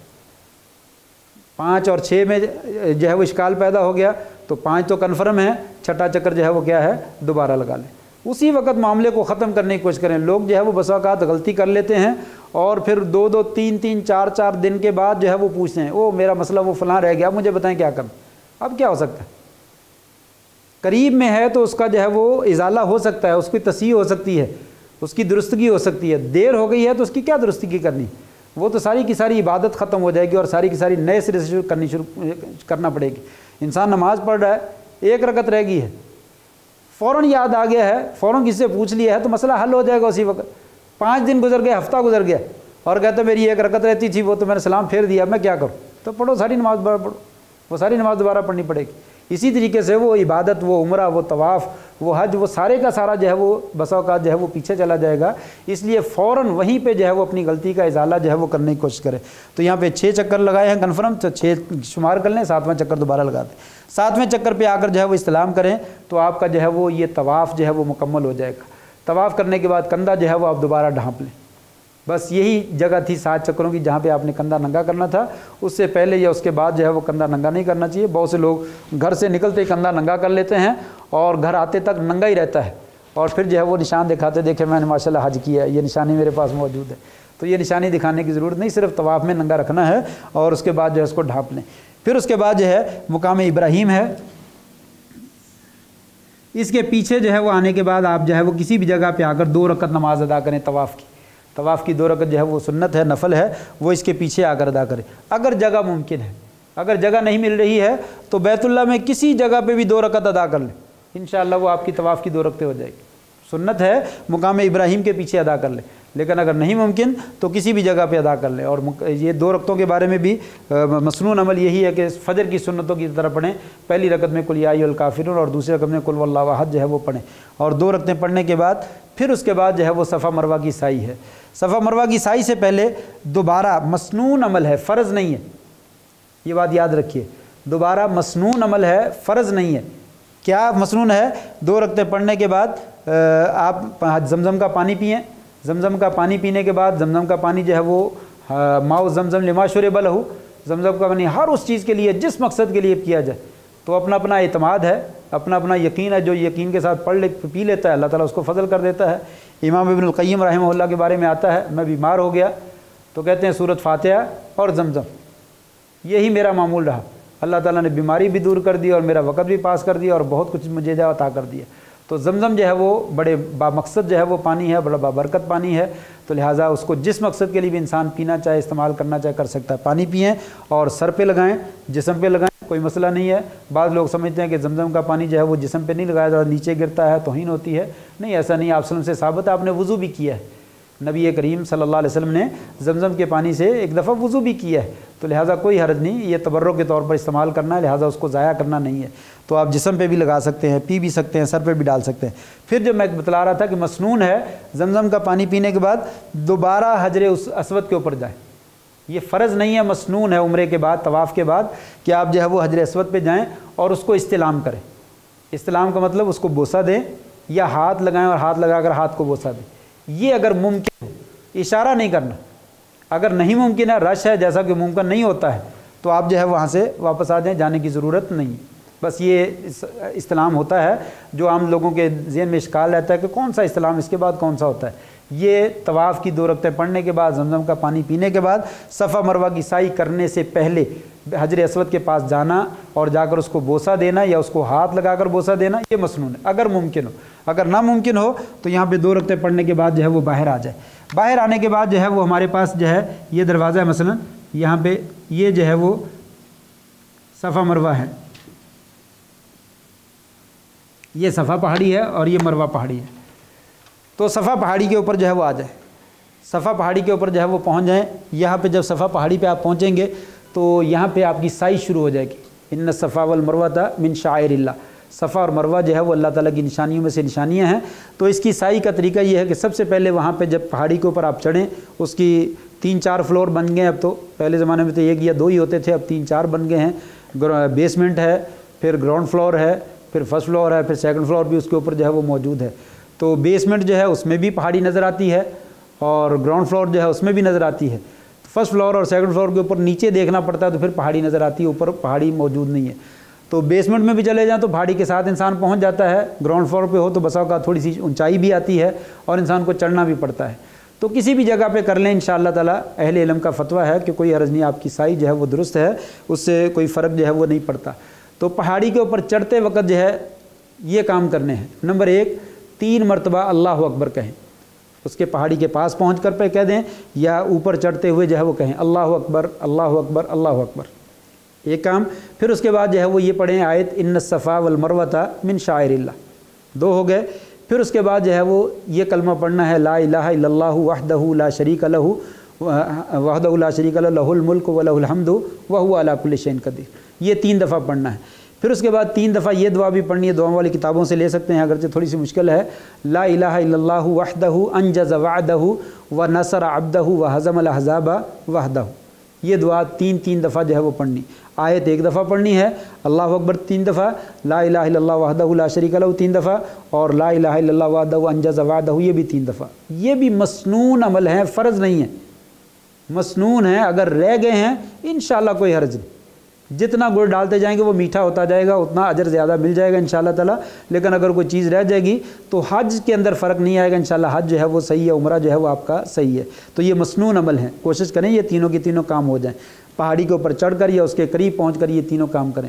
پھر اس کے بعد جو ہے وہ مسنون عمل کیا ہے، صفا پہاڑی کے قریب یا اوپر کھڑے ہو کر بیت اللہ کی طرف منہ کر لیں، بیت اللہ کی طرف آپ منہ کر لیں گے، پھر ہاتھ اٹھا کر دعا مانگیں، بیت اللہ کی طرف منہ کر کے ہاتھ اٹھا کر دعا۔ وہاں پہ بھی لوگ جو ہے وہ اللہ اکبر اللہ اکبر اللہ اکبر، پتہ نہیں کس چیز کو وہ دھکے دیتے ہیں، یہ سلیقہ جو ہے وہ درست نہیں ہے، نہ یہ سنت سے ثابت ہے، نہ یہ سنت سے ثابت، یہ ثابت ہے، ایسے ثابت نہیں ہے، یہ ثابت ہے کہ آپ بیت اللہ کی طرف منہ کر لیں اور بیت اللہ کی طرف منہ کر کے دونوں ہاتھ اٹھائیں اور ہاتھ اٹھا کر دعا مانگیں، اور یہ مسنون عمل ہے اور یہ کوئی نہیں کرتا۔ اور کتنا مسنون ہے، لمبی دعا مانگنا، حتیٰ کہ بعض روایت موجود ہے کہ 3 دفعہ آپ نے دعائیں مانگی، 3 دفعہ دعائیں مانگی، یہ قبولیت کا وقت ہے اور یہ ہم سے نہیں ہوتا، اس وقت تھک جاتا ہے انسان، بس یہ کام جو آسان ہے وہ انسان سارے کرنے شروع کرتا ہے، چاہے وہ ثابت ہے چاہے نہیں ثابت۔ تو یہ بیت اللہ کی طرف منہ کر کے دعا مانگیں، جون سی بھی دعا مانگنا چاہتے ہیں، یہ قبولیت کا وقت ہے، تو یہ دعا مانگیں۔ دعا مانگنے کے بعد پھر جو ہے وہ آپ مروہ پہاڑی کی طرف جو ہے وہ چلے جائیں، یہاں سے جو ہے وہ صفا سے آپ جو ہے وہ مروہ کی طرف چلے جائیں۔ یہاں پہ جو ہے وہ سبز رنگ کی لائنیں جو ہے یا لائٹیں جو ہے وہ لگی ہوئی ہیں، یہ وہی جگہ ہے جہاں پہ اماں ہاجرہ علیہ السلام جو ہیں وہ دوڑتی رہی تھی پانی کی تلاش میں حضرت اسماعیل علیہ السلام کے لیے۔ تو بہرحال اللہ تبارک و تعالیٰ نے ان کے دوڑنے کو اتنا پسند کیا ہے کہ وہ ہمارے لیے اس کو مسنون بنا دیا، عمرے کے اندر یا حج کے اندر جو ہے ہم اس جگہ پہ جو ہے وہ دوڑتے ہیں۔ یہاں پہ بھی صفا سے لے کر مروہ تک جو ہے وہ کوئی دعا مسنون نہیں ہے، خاص نہیں ہے، جون سی بھی دعا طواف کی طرح آپ مانگنا چاہیں مانگ سکتے ہیں۔ اور یہاں پہ جو ہے وہ یہاں سے جو ہے وہ تیز دوڑتے ہوئے یہاں تک جو ہے وہ گزر جائے۔ مرد حضرات جو ہے، عورتیں نہ بھاگے تو اچھی بات ہے کیونکہ پردے کی چیز ہے اور بسا اوقات دوپٹہ جسم کا دوسرا لباس جو ہے وہ کھل جانے کا اندیشہ ہے، اس لیے ان کے لیے اور بوڑھے مردوں کے لیے اور بیماروں کے لیے اجازت ہے کہ وہ عام چال سے چل سکتے ہیں۔ جو طاقتور ہیں وہ دوڑ سکتے ہیں، وہ دوڑیں یہاں سے دوڑتے ہوئے، پھر اس کے بعد یہاں سے آگے پھر آہستہ آہستہ چال چلے۔ تو پھر اس کے بعد جو ہے صفا، جب یہاں مروہ کے اوپر پہنچیں گے آپ تو مروہ پہ بھی وہی کام کرنے ہیں جو صفا پہ کیے تھے، صرف وہاں پہ جا کر آیت نہیں پڑھنی، ان الصفا والمروہ من شعائر اللہ، یہ پہلے پڑھ دیے بس، اس کے بعد وہ آیت دوبارہ نہیں پڑھنی۔ اور ایک اور بات بھی وہ بھی مسنون ہے، صفا پہاڑی پہ کھڑے ہو کر جب آیت پڑھیں تو ساتھ یہ بھی کہیں ابدأ بما بدأ اللہ بھی، میں وہیں سے شروع کرتا ہوں جہاں سے اللہ نے شروع کیا، میں وہیں سے آغاز کرتا ہوں جہاں سے اللہ نے آغاز کیا۔ یہ بھی وہیں پہلے مرتبہ کہنا، اس کے بعد کہنے کی ضرورت نہیں ہے۔ تو یہ ایک مروہ پہاڑی پہ 3 کام کرنے ہیں، اللہ اکبر اللہ اکبر اللہ اکبر، لا الہ الا اللہ وحدہ لا شریک لہ لہ الملک و لہ الحمد 3 دفعہ، اور لا الہ الا اللہ وحدہ انجز وعدہ ونصر عبدہ وہزم الاحزاب وحدہ، یہ 3 دفعہ۔ پھر یہاں صف مروہ پہاڑی پہ کھڑے ہو کر بیت اللہ کی طرف منہ کر کے ہاتھ اٹھا کر دعا مانگنا مسنون ہے۔ یہاں پہ بھی اللہ اکبر نہیں، زبانی اللہ اکبر پڑھیں اور بیت اللہ کی طرف منہ کر کے ہاتھ اٹھا کر جو ہے دعا مانگیں۔ جب دعا مانگ لیں گے تو یہ آپ کا ایک چکر جو ہے وہ مکمل ہو جائے گا، یہ آپ کا ایک چکر جو ہے وہ مکمل ہو جائے گا۔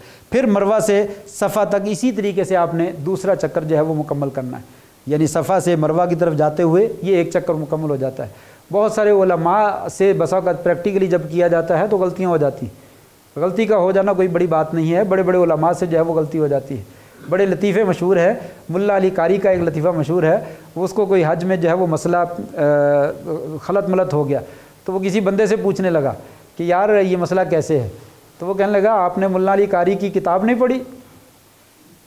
تو وہ اس کو حج کے موضوع پہ ملا علی قاری نے خود کتاب لکھی ہے کہ حج کا طریقہ یہ ہے۔ تو وہ بندہ اس کو کہنے لگا اللہ کے بندے حج پہ آنا تھا تو پہلے آتے ہوئے ملا علی قاری کی کتاب تو پڑھ لیتا۔ وہ دل ہی دل میں ہنسنے لگا، اس کو کیا بتاؤں، ملا علی قاری تو میں خود ہی ہوں، میں نے وہ کتاب لکھی ہے، لیکن اس وقت مسئلہ جو ہے مجھے وہ گڑبڑ ہو گیا اور سمجھ نہیں آ رہی کیا کرنی۔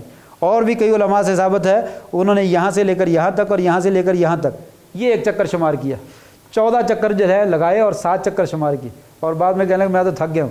لوگوں نے بتلایا حضرت کیسے تھک گیا، ہم تو آپ سے بہت پہلے فارغ ہوئے۔ کہا کیسے، میں تو ابھی فارغ ہو گیا ہوں۔ تو کہا میں نے تو 2 ڈبل چکر کو ایک چکر شمار کیے۔ تو بہرحال یہ غلطیاں ہو جاتی ہیں، کوئی مسئلہ نہیں ہے۔ تو یہاں سے وہاں تک ایک چکر اور وہاں سے یہاں تک صفا تک جو ہے وہ یہ دوسرا چکر، جیسے پہلا چکر لگایا اسی طرح دوسرا، پھر دوسرے کے بعد تیسرا ہمارا مروہ پہ ہو جائے گا، مروہ سے صفا تک چوتھا، اور صفا سے مروہ تک 5واں، اور مروہ سے صفا تک 6واں، اور صفا سے مروہ تک 7واں۔ یہ 7 چکر مروہ پہ جا کر جو ہے وہ دوبارہ پورے ہو جائیں گے۔ جو ہم نے کام وہاں پہ کیے وہی وہاں پہ کرنے، صرف آیت پہلی دفعہ پڑھنی ہے، اور ابدأ بما بدأ اللہ بھی، میں بھی وہیں سے شروع کرتا ہوں جہاں سے اللہ نے شروع کیا ہے، یہ پہلی مرتبہ کہنا۔ اس کے بعد باقی 3 کام کرنے اور چوتھی دعا مانگنی ہے۔ یہ سائی آپ کی مکمل ہو جائے گی، یہ آپ کا عمرہ جو ہے وہ تقریباً جو ہے وہ کمپلیٹ ہو جائے گا۔ اس کے بعد صرف بال کٹوانے کی باقی باری جو ہے وہ باقی ہے۔ بال جو ہے وہ آپ وہیں پہ کاٹ سکتے ہیں، آپ قریب میں جو ہے وہ حمام کی دکان ہے وہاں پہ کاٹ سکتے ہیں، ہوٹل میں جا کر کاٹ سکتے ہیں، جہاں پہ آپ کا جی چاہے۔ لیکن یاد رہے کہ مرد حضرات جو ہے وہ پورے سر کے بال کٹوانا جو ہے وہ مسنون ہے۔ وہاں پہ کچھ لوگ جو ہے وہ کینچی لے کے کھڑے ہیں، 2 بال یہاں سے کاٹے، 2 یہاں سے کاٹے، 2 یہاں سے کاٹے، اور وہ سمجھتے ہیں میں حلال ہو گیا اور اب باہر جا کر میں ٹینٹ کروا لوں گا۔ نہیں، یہ ویسے ہی ناجائز ہے۔ بعض جگہ سے بال کاٹنا اور بعض جگہ کو چھوڑ دینا، اس کو قضا کہا جاتا ہے، بودا کہا جاتا ہے۔ یہ شریعت نے تو ویسے ہی حرام قرار دیا، عمرے میں کیسے جائز ہو سکتا ہے؟ لہٰذا کاٹنے ہیں تو پورے سر کے کاٹیں، مڑوانے ہیں تو پورے سر کے مڑوائیں، دونوں کام کرنے جائز ہیں۔ حلق مڑوانا یہ بھی درست ہے اور بال کینچی سے کاٹنا یہ بھی درست ہے، لیکن مڑوانا افضل ہے۔ مڑوانے کے لیے آپ نے 3 دفعہ دعا کا ذکر کیا، اللہم ارحم المحلقین، یا اللہ جو بال کٹوانے والے ان پہ رحم فرما۔ صحابہ نے کہا یا رسول اللہ جو بال کٹواتے ہیں، آپ نے پھر دوبارہ بال مڑوانے والوں کو دعا کی، 3 دعائیں دی۔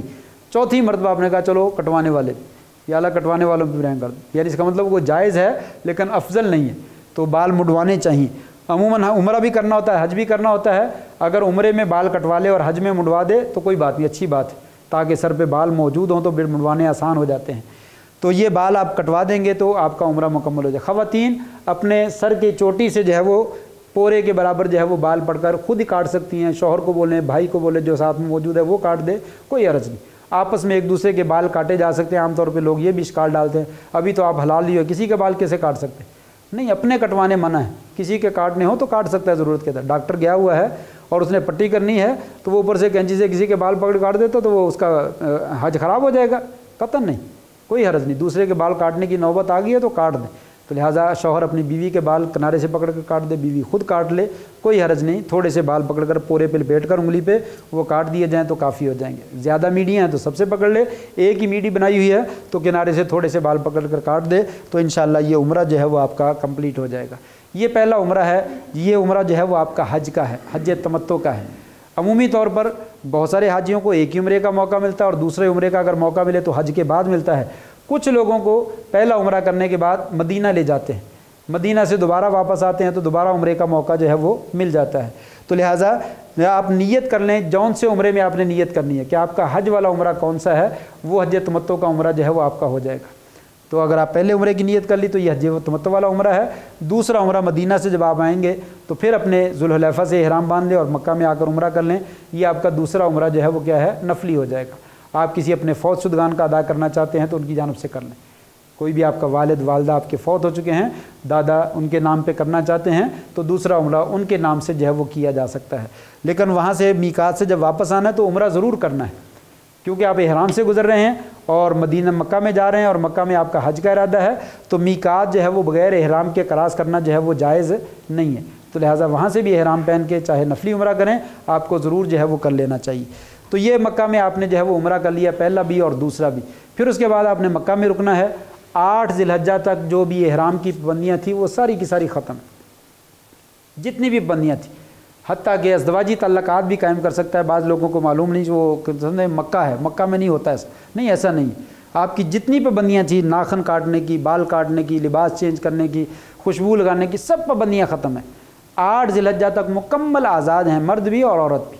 और 8 ज़िलहज्जा को जो है दोबारा आप गुस्ल करें और गुस्ल करके दोबारा इहराम पहने और इहराम पहन के जो है वो मिना की जानब जो है वो रवाना हो जाए।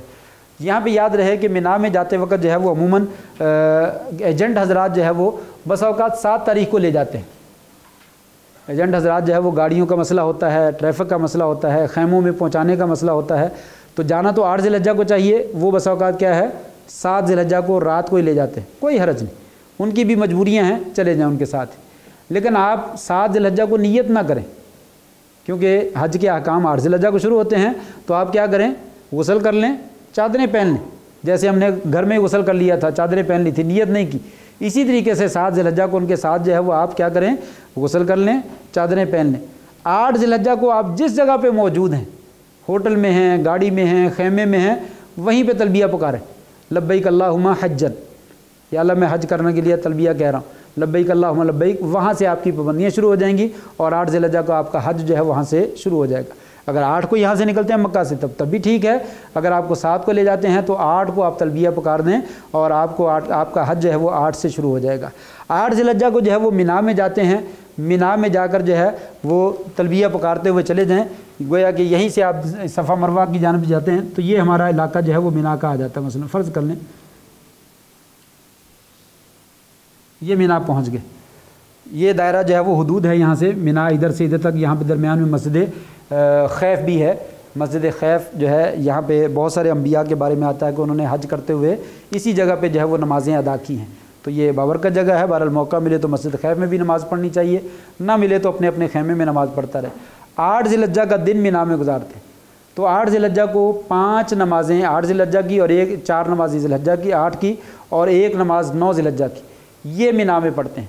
ज़ोहर, असर, मगरिब, इशा और अगले दिन की फ़जर की नमाज़, ये 5 नमाज़ें हैं। ज़ोहर, असर, मगरिब, इशा और फ़जर की नमाज़ जो है ये 5 नमाज़ें आपने मिना के अंदर जो है वो अदा करनी। तो ये 5 नमाज़ें यहाँ पे पढ़ें और इस दौरान में तलबिया पढ़ते रहें, ज़िक्र व अज़कार करते रहें, कुरान मजीद की तिलावत करें, सो जाएं, आराम करें, खाएं पिएं, کوشش کرے گپیں اور سیاسی باتیں نہ کریں، جو کہ ہماری غذا ہے، اس کے بغیر کھانا ویسے ہضم نہیں ہوتا، لیکن بہرحال حج پہ گئے ہیں، اگر اس سے گریز کیا جائے تو بہت اچھی بات ہے۔ حج کے اندر جو ہے وہ فضیلت اور اجر جو ہے انسان کو جو ہے وہ حاصل ہو جائے گا۔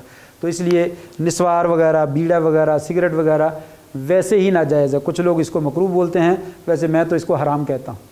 کچھ لوگ کہتے ہیں کہ یہ مکروہ ہے، مجھے کئی لوگوں نے کہا اپنا حرام کہا کریں، لیکن میں کہتا ہوں میرا دل مطمئن ہے، میں اس کو حرام کہتا ہوں۔ یہ نسوار، بیڑا، سگریٹ وغیرہ حرام ہیں، عام حالت میں بھی ناجائز ہے، اور حج کی حالت میں اور احرام کی حالت میں تو من باب اولیٰ ناجائز ہے، اس سے گریز کرنا چاہیے۔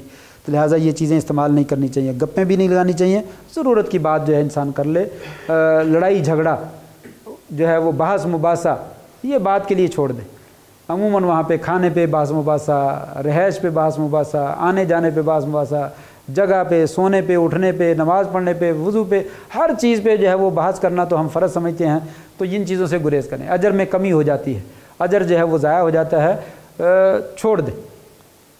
نہیں سمجھ آتی، آپ کو پتہ ہے کہ مجھے مسئلہ کو پتہ ہے اور یہ بندہ غلط عمل کر رہا ہے، آپ اس کو ایک دفعہ بتلا دیں، آپ نے بتلا دیا، آپ کا فریضہ پورا ہو گیا۔ نہیں مانتا نہ صحیح، اس کے ذمہ ہے۔ اب منوا کے چھوڑنا یہ تو کسی کی بھی ذمہ داری، لست علیہم بمسیط، اے اللہ کے نبی صلی اللہ علیہ وسلم آپ بھی ان کے اوپر ذمہ دار بنا کر نہیں بھیجے گے، آپ نے بھی منوانا نہیں، منوانا تو ہم نے، جس کو ہم توفیق دیں گے وہ مان لے گا، جس کو توفیق نہیں دیتے وہ نہیں مانے گا۔ تو لہٰذا ہماری ذمہ داری صرف ایک دفعہ رہنمائی کرنا، بھائی آپ نے یہ کام غلط کیا، یہ کام ایسے نہیں ایسے کرتے، بس اس کے بعد چھوڑ دیں، وہ نہیں کرتا نہ کرے۔ تو یہ آپ اپنی عبادت میں مشغول ہو جائیں۔ تو یہ مینا میں خاص طور پہ جو ہے وہ ہمیں بہت زیادہ موقع ملتا ہے لڑائی جھگڑا کرنے کا اور بحث مباحثہ کرنے کا۔ تو یہ یہاں پہ جو ہے میں نے اس لیے اشارہ کیا ہے کہ خاص طور پہ اپنا وقت عبادت میں صرف کریں، تھکے ہوئے ہیں تو آرام کریں، نہیں تو عبادت میں مشغول ہو جائیں، تلبیہ کریں، قرآن مجید کی تلاوت کریں، نوافل پڑھیں، جو بھی ذکر و اذکار کرنا ہے وہ کرتے رہیں۔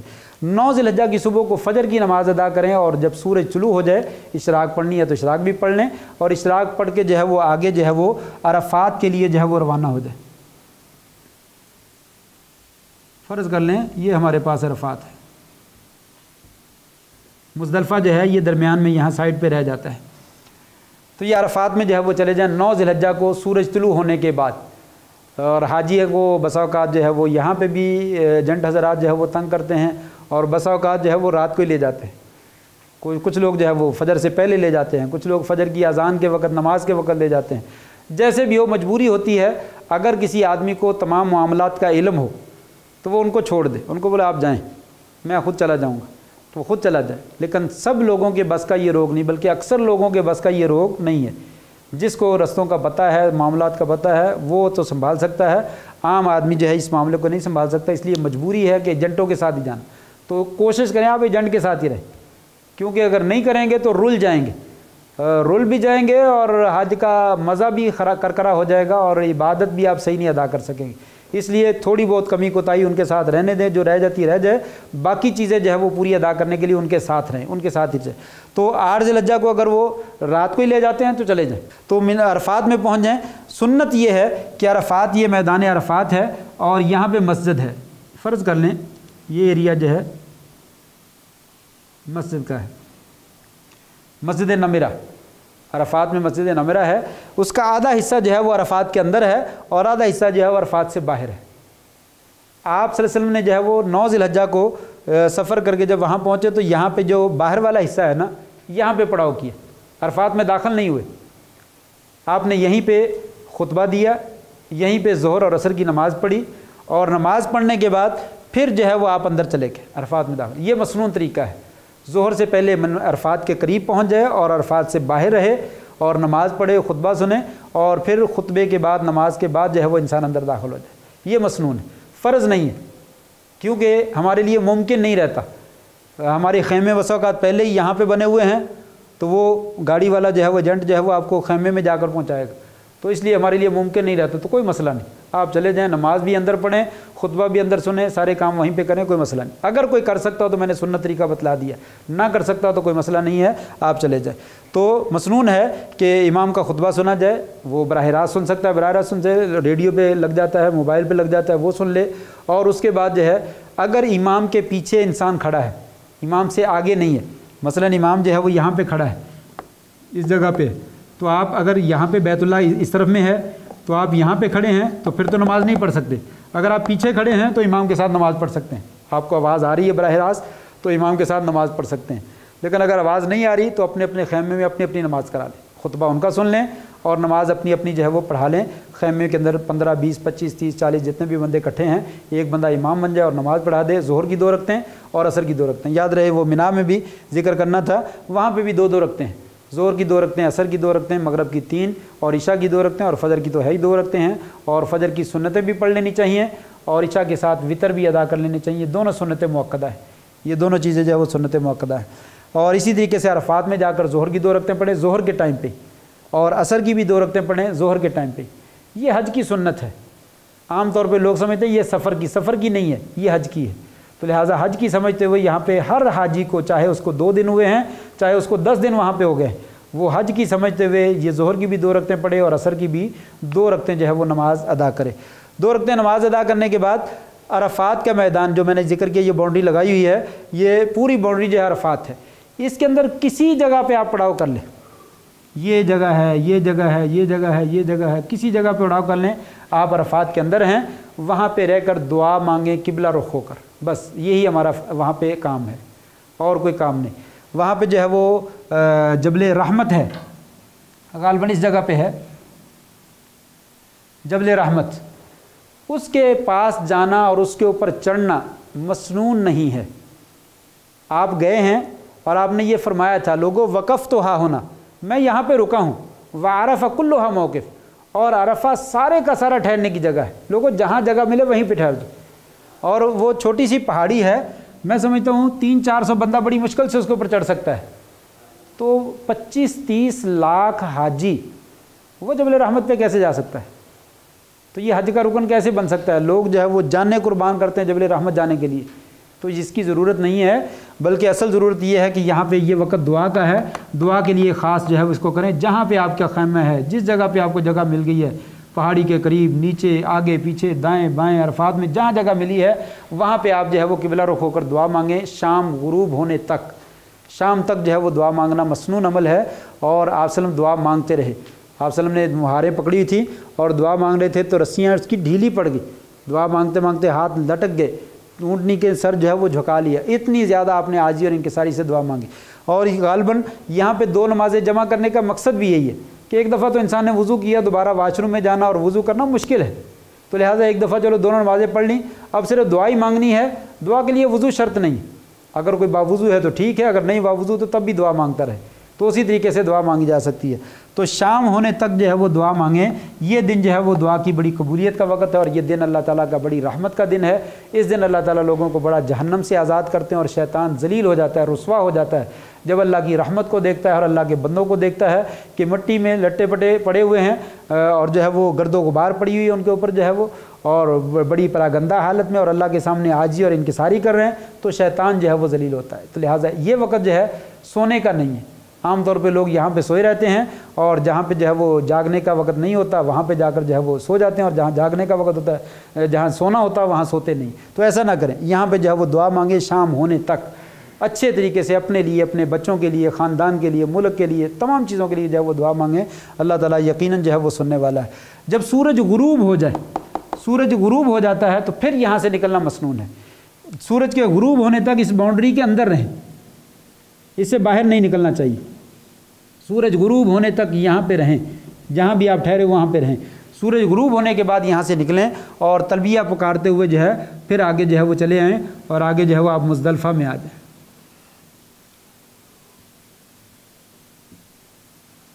मगरिब की नमाज़ पढ़ने के बाद सूरज गुरूब होने के बाद जो है यहाँ से चलें, गाड़ियों के ज़रिए, पैदल के ज़रिए, जैसे भी आप पहुँचते मुज़दलिफ़ा जो है वो पहुँच जाएँ। ईशा के वक़्त में पहुँच जाएँ, थोड़ा सा लेट पहुँच जाएँ, कोई मसला नहीं।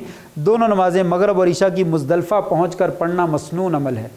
तो दोनों नमाज़ें मुज़दलिफ़ा में पहुँच कर पढ़ें, रस्ते में ना पढ़ें। दोनों नमाज़ें मुज़दलिफ़ा में पहुँच कर जो है वो पढ़ें, रस्ते न में पढ़ें। ये दोनों मुज़दलिफ़ा पहुँच कर मसनून है। हाँ, अलबत्ता अगर कोई बंदा जो है उसको देर हो गई, ट्रैफिक जाम हो गई है और इंसान जो है वो नहीं जा सकता, गाड़ियाँ रुक गई हैं और 11 बज गए हैं, आपको ख़दशा है कि यहाँ पे तो मुझे 2-3 घंटे और लग जाएंगे, तो वहीं पे नमाज़ पढ़ लें। जहाँ पे नमाज का टाइम हो गया फिर वहाँ पे पढ़ लें। अगर अभी टाइम 11 बजने में, अमूमन 11 बजे रात निसफ़ होती है, نصف رات سے پہلے پہلے نماز پڑھنی ہوتی عشاء کی، نصف کے بعد نہیں پڑھتے۔ عام طور پہ لوگوں کے ذہن میں 12 بجے نصف ہوتی، 12 بجے نصف نہیں ہوتی، تقریباً 11، سوا 11، پونے 11 یہ نصف رات کا عموماً ٹائم ہوتا ہے۔ تو 11 بجے سے پہلے پہلے اگر آپ مزدلفہ پہنچ جائیں تو ٹھیک ہے، نہ پہنچ سکیں تو جہاں پہ آپ کو وقت ملے وہیں پہ آپ نماز جو ہے وہ ادا کر لیں۔ تو رات جو ہے وہ پھر مزدلفہ میں آ کے گزاریں، رات ساری مزدلفہ میں، کسی بھی وقت پہنچ جائیں تو یہ رات مزدلفہ میں گزارنی۔ صبح فجر کی نماز جو ہے وہ یہاں پہ پڑھنی ہے، صبح فجر کی نماز پڑھ کے پھر بیت اللہ کی طرف منہ کر کے فجر کی نماز کے بعد کھڑے ہو کر دعا مانگنا مسنون ہے۔ فجر کی نماز کے بعد دعا مانگنا مسنون ہے، اور دعا مانگیں حتیٰ کہ دن چڑھ جائے، سورج نہ نکلے لیکن دن چڑھ جائے، روشنی پھیل جائے، تو اس وقت تک دعا کریں۔ جب دن چڑھ جائے پھر جو ہے وہ آپ چلیں اور چلتے ہوئے جو ہے وہ تلبیہ پکارتے ہوئے مینا میں آ جائیں۔ اب مینا میں آنے کے بعد جو ہے آپ تلبیہ پکارتے ہوئے چلیں، گاڑی کے ذریعے، پیدل کے ذریعے، جیسے بھی آپ آ رہے ہیں اسی طریقے سے آ جائیں۔ تو یہاں پہ مینا میں آنے کے بعد جو ہے، یہ جگہ تھوڑی ہے تو اس لیے میں نے نقشہ ایسے ہی بنا دیا ہے۔ فرض کر لیں کہ مکہ ہمارے اس طرف میں ہے، آگے ہے، ادھر سے مکہ سے ہم آگے جا رہے ہیں، تو یہاں پہ جب مینا میں آئیں گے تو یہاں پہ آپ کے پاس جو ہے وہ جمرات ہیں۔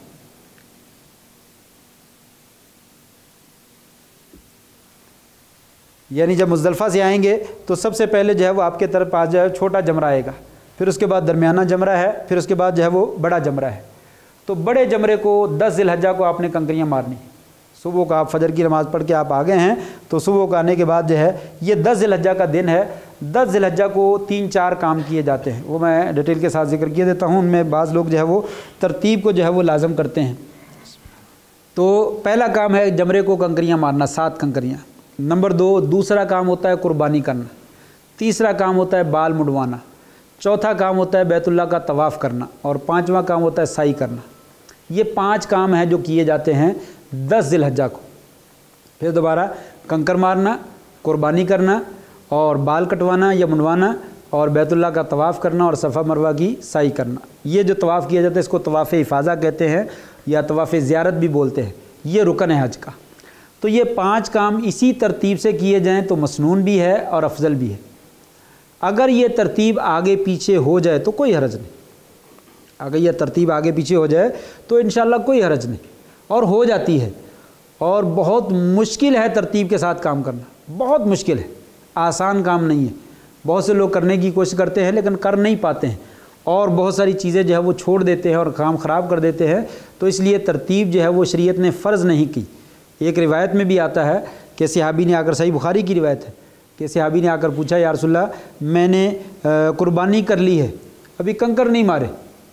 جاؤ اب جا کر مار لو، کوئی حرج نہیں۔ دوسرا کہتا ہے میں نے بال کٹوا لیے، ابھی قربانی نہیں کی، اب جاؤ اب جا کر لو، کوئی حرج نہیں۔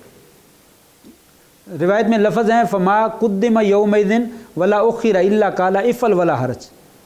اس دن جو ہے وہ کوئی بھی کام کسی صحابی نے کہا یا رسول اللہ میں نے یہ آگے کر لیا اور میرا یہ رہتا ہے، اب جاؤ اب جا کر لو، کوئی حرج نہیں۔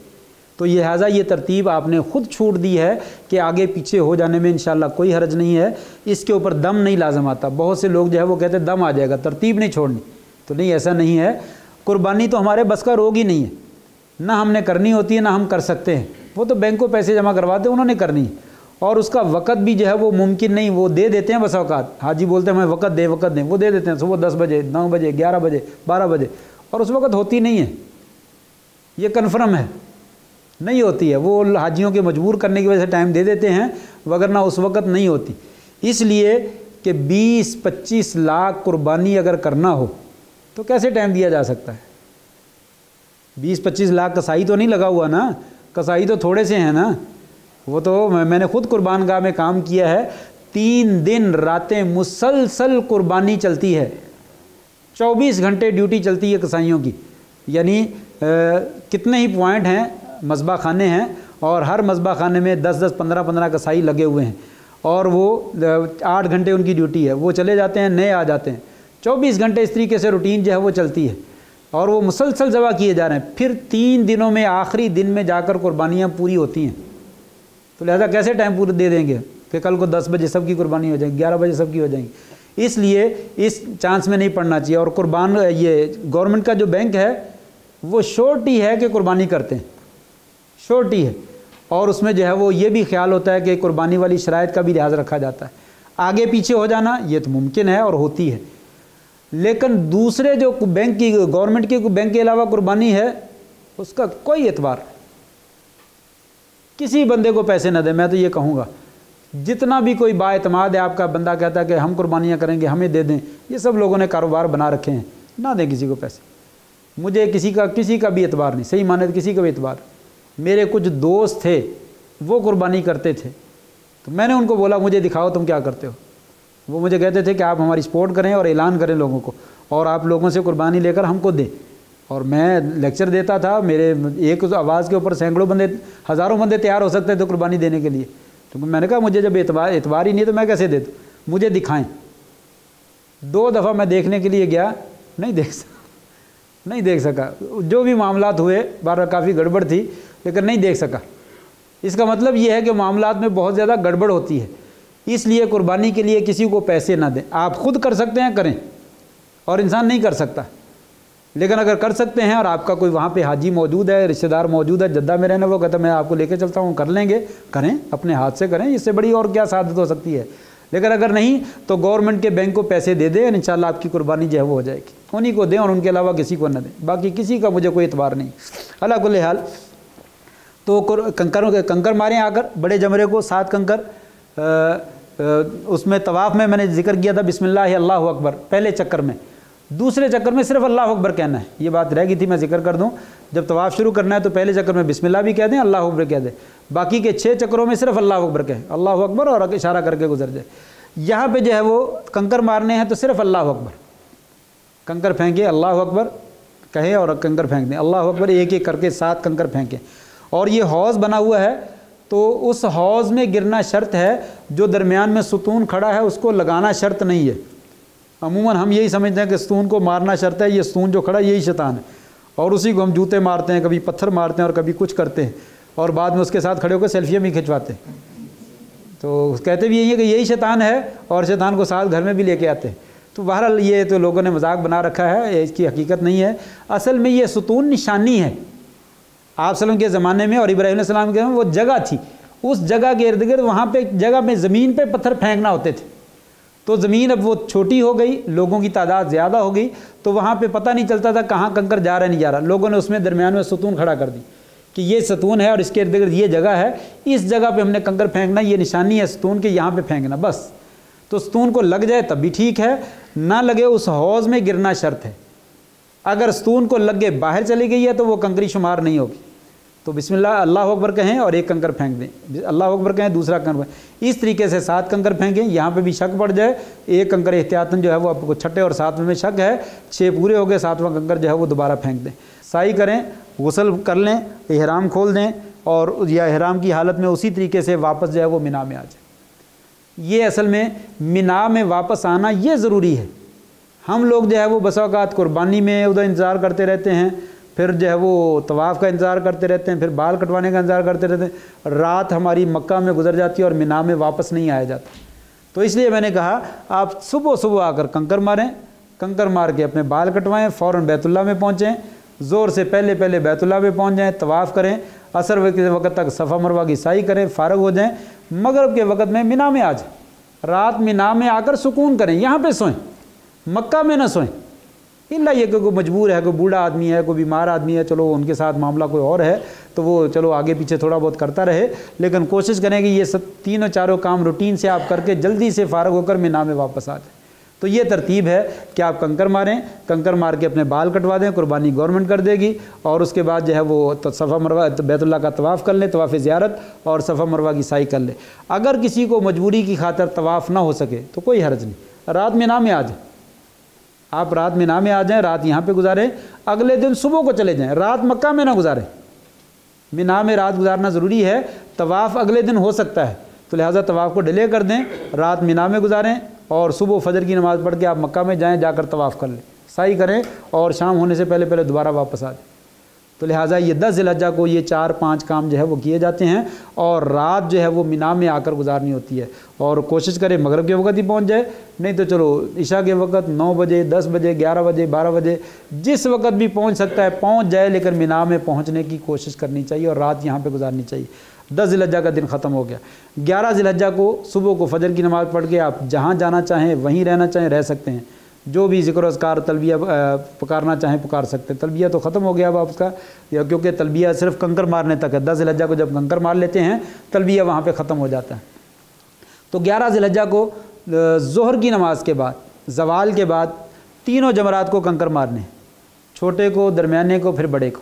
اور چھوٹا جو ہے وہ مکہ کی ادھر کو آئے گا آپ کا، یہاں سے بیت اللہ اس طرف میں ہے، اور یہاں پہ یہ پہلے چھوٹا ہے، پھر درمیانہ ہے، اور پھر بڑا ہے۔ ادھر سے آپ کو جانا پڑے گا، اور یہاں پہ چھوٹے کو ساتھ ماریں، پھر بڑے کو ساتھ ماریں، درمیانے کو ساتھ ماریں، اور پھر اس کو ساتھ ماریں۔ یہ شیطان نہیں ہے اصل میں، لوگوں نے اس کو شیطان بنا دیا ہے۔ اس کو کنکر مارنے سے شیطان کو تکلیف ہوتی ہے۔ کیوں تکلیف ہوتی ہے؟ جب سنت پہ عمل کرتے ہیں۔ کیا سنت پہ عمل ہے؟ کنکر مارنا، کنکر پھینکیں، اس گڑھے میں جگہ میں کنکر پھینکیں۔ کنکر پھینکنا بھی عبادت ہے۔ شیطان ذلیل ہوتا ہے کہ دیکھو اللہ اور اس کے رسول کا حکم ہے کنکر پھینکو، یہ کنکر بھی پھینکتے ہیں، اس کے اوپر وہ ذلیل ہوتا ہے۔ یہ یوں ہوتا ہے گویا کہ یہ کنکر اسی کو لگتے ہیں، ایسے سمجھ لیں، وگرنہ حقیقت میں ہم جوتے جو پھینکتے ہیں یا پتھر پھینکتے ہیں شیطان کو نہیں لگتے۔ اگر لگتے ہوتے تو کب تک جو ہے پہلے مر چکا ہوتا وہ۔ تو یہ نہیں ہے، وہ ذلیل ہوتا ہے، رسوا ہوتا ہے۔ لوگوں نے سنت پر عمل کیا، جب ہم سنت پہ عمل نہیں کرتے وہ خوش ہوتا ہے، جب ہم جوتے مارتے ہیں وہ خوش ہوتا ہے۔ آپ نے فرمایا تھا بمثل ھذا فرم، لوگوں اس طرح کے کنکر مارو، چھوٹے چھوٹے، انگلی پہ رکھ کر جو پھینکے جا سکتے ہیں، ایسے رکھ کر جو پھینکا جا سکتا ہے، بس اتنا کنکر، چنے کے دانے کے برابر، اس سے تھوڑا سا بڑا، لوبیا کے دانے کے برابر، بس اس سے زیادہ بڑے پتھر جو ہے وہ پھینکنے درست نہیں ہے۔ تو یہ کنکر جو ہے وہ پھینکیں، اور پھر اس کے بعد جو ہے وہ تو 11 تاریخ کو چھوٹے کو ساتھ ماریں، پھر درمیانے کو ساتھ، پھر بڑے کو ساتھ ماریں۔ اور مسنون ہے 11 تاریخ کو چھوٹے کو مارنے کے بعد تھوڑا سا سائڈ پہ ہو جائیں اور بیت اللہ کی طرف منہ کر لیں، اور بیت اللہ کی طرف ہاتھ اٹھا کر دعا مانگیں۔ پھر درمیانے کو کنکر ماریں اور پھر سائڈ پہ ہو جائیں، پھر بیت اللہ کی طرف منہ کر کے ہاتھ اٹھا کر دعا مانگیں۔ اور بڑے کو جب کنکر مارنے ہیں تو پھر دعا نہیں کرنی، پھر آگے گزر جائیں۔ یہ 11 ذی الحجہ کا آپ کا کام ہے، اور 11 ذی الحجہ کی رات بھی آپ نے مینا میں پھر دوبارہ گزارنی۔ دن آپ جہاں مرضی گزار لیں، رات کو مینا میں آ جائیں خیمے میں، اور مینا کے اندر جو ہے وہ گزاریں۔ پھر اس کے بعد جو ہے 12 ذی الحجہ آ جائے گی۔ 12 ذی الحجہ کو بھی صبح و فجر کے بعد آپ فارغ ہیں، اور ظہر تک جو ہے وہ آپ نے کنکر نہیں مارنے، ظہر کے بعد کنکر مارنے۔ ظہر کے بعد بھی اسی طریقے سے تینوں کو کنکر ماریں، اور ظہر کے بعد کنکر مارنے کے بعد اس دن میں چھٹی ہے کہ اگر آپ حج ختم کر کے جانا چاہیں تو جا سکتے ہیں۔ فمن تعجل فی یومین فلا اثم علیہ ومن تاخر فلا اثم علیہ، 2 دنوں میں جلدی کر کے جانا چاہتا ہے چلا جائے، جو رکنا چاہتا ہے اور تیسرے دن کے لیے بھی رک جائے تو اچھی بات ہے۔ تو 12 ذی الحجہ کو کنکر مار کے اگر کوئی مکہ میں آنا چاہتا ہے چلا جائے، عزیزیہ میں اپنے ہوٹل میں جہاں کہیں رہائش ہے وہاں جانا چاہتا ہے چلا جائے، نہیں رکنا چاہتا ہے تو یہ اچھا ہے یہیں پہ رکے۔ لیکن 12 ذی الحجہ کو کنکر مارنے کے بعد مغرب سے پہلے مینا سے نکلنا ضروری ہے۔ اگر مغرب ہو گئی ہے تو پھر وہیں پہ رکیں۔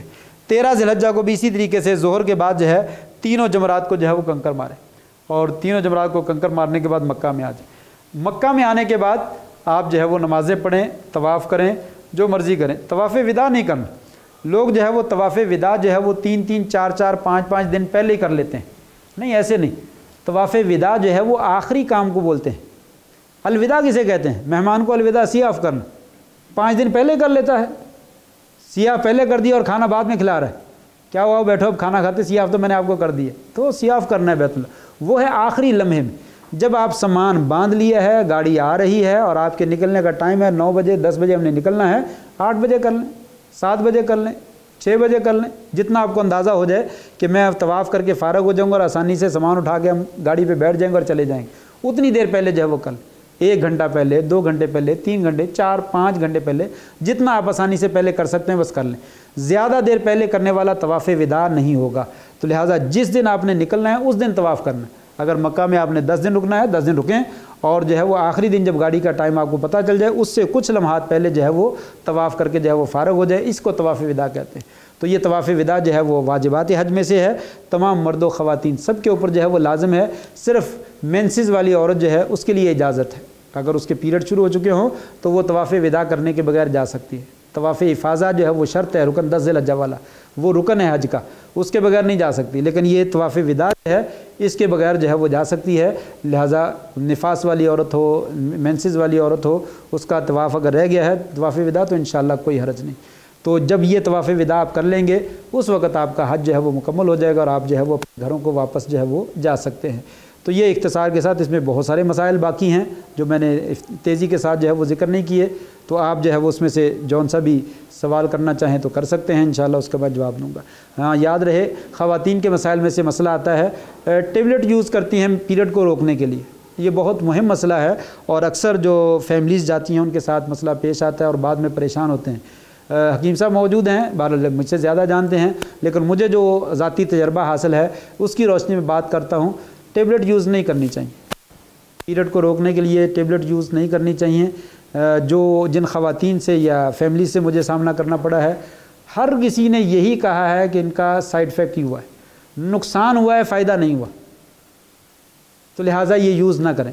میں شرعی طور پہ نہیں کہتا منع ہے، علماء نے اجازت دی ہے، جائز ہے، یوز کرنا چاہیں کر سکتے ہیں، لیکن عمومی طور پہ اس کا نقصان ہوتا ہے، لہٰذا نقصان سے بچنے کے لیے ان کو یوز نہ کریں۔ جو آپ فائدہ لینا چاہتے ہیں وہ فائدہ ملتا نہیں ہے، بعد میں ٹینشن بن جاتی ہے اور ساری زندگی کے لیے بسا اوقات عورت بیمار ہو جاتی ہے، تو اس لیے جو ہے یہ ٹیبلٹ یوز نہ کریں۔ اگر کوئی ڈاکٹر آپ کو 100% شورٹی دیتا ہے کہ اس کا نقصان نہیں ہے اور آپ کو وقت پہ فائدہ ہوگا، پھر آپ استعمال کر لیں، لیکن میں نہیں سمجھتا کہ کوئی ڈاکٹر ایسی شورٹی دے سکتا ہو، تو غالباً اس کا نقصان ہے۔ اس لیے ٹیبلٹ پیریڈ کے لیے یہ اللہ نے فطرت میں رکھا ہوا ہے، ہو جائے۔ حضرت عائشہ کے ساتھ معاملہ ہو گیا تھا، آپ نے کوئی گھبرایا نہیں، نہ آپ نے حضرت عائشہ کو کہا گھبراؤ، آپ نے کہا کوئی مسئلہ نہیں، پھر کیا ہوا، یہ تو ہو ہی جاتا ہے، تو لہٰذا ٹیبلٹ نہ یوز کریں۔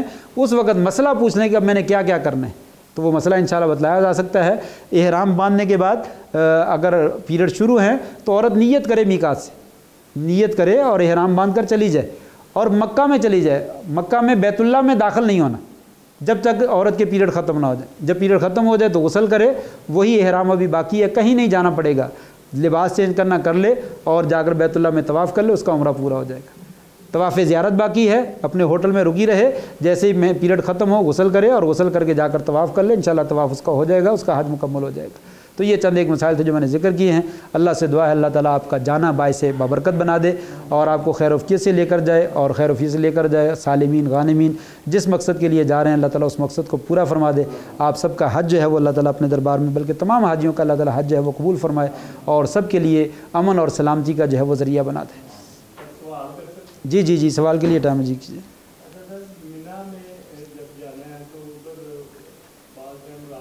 جی کریں۔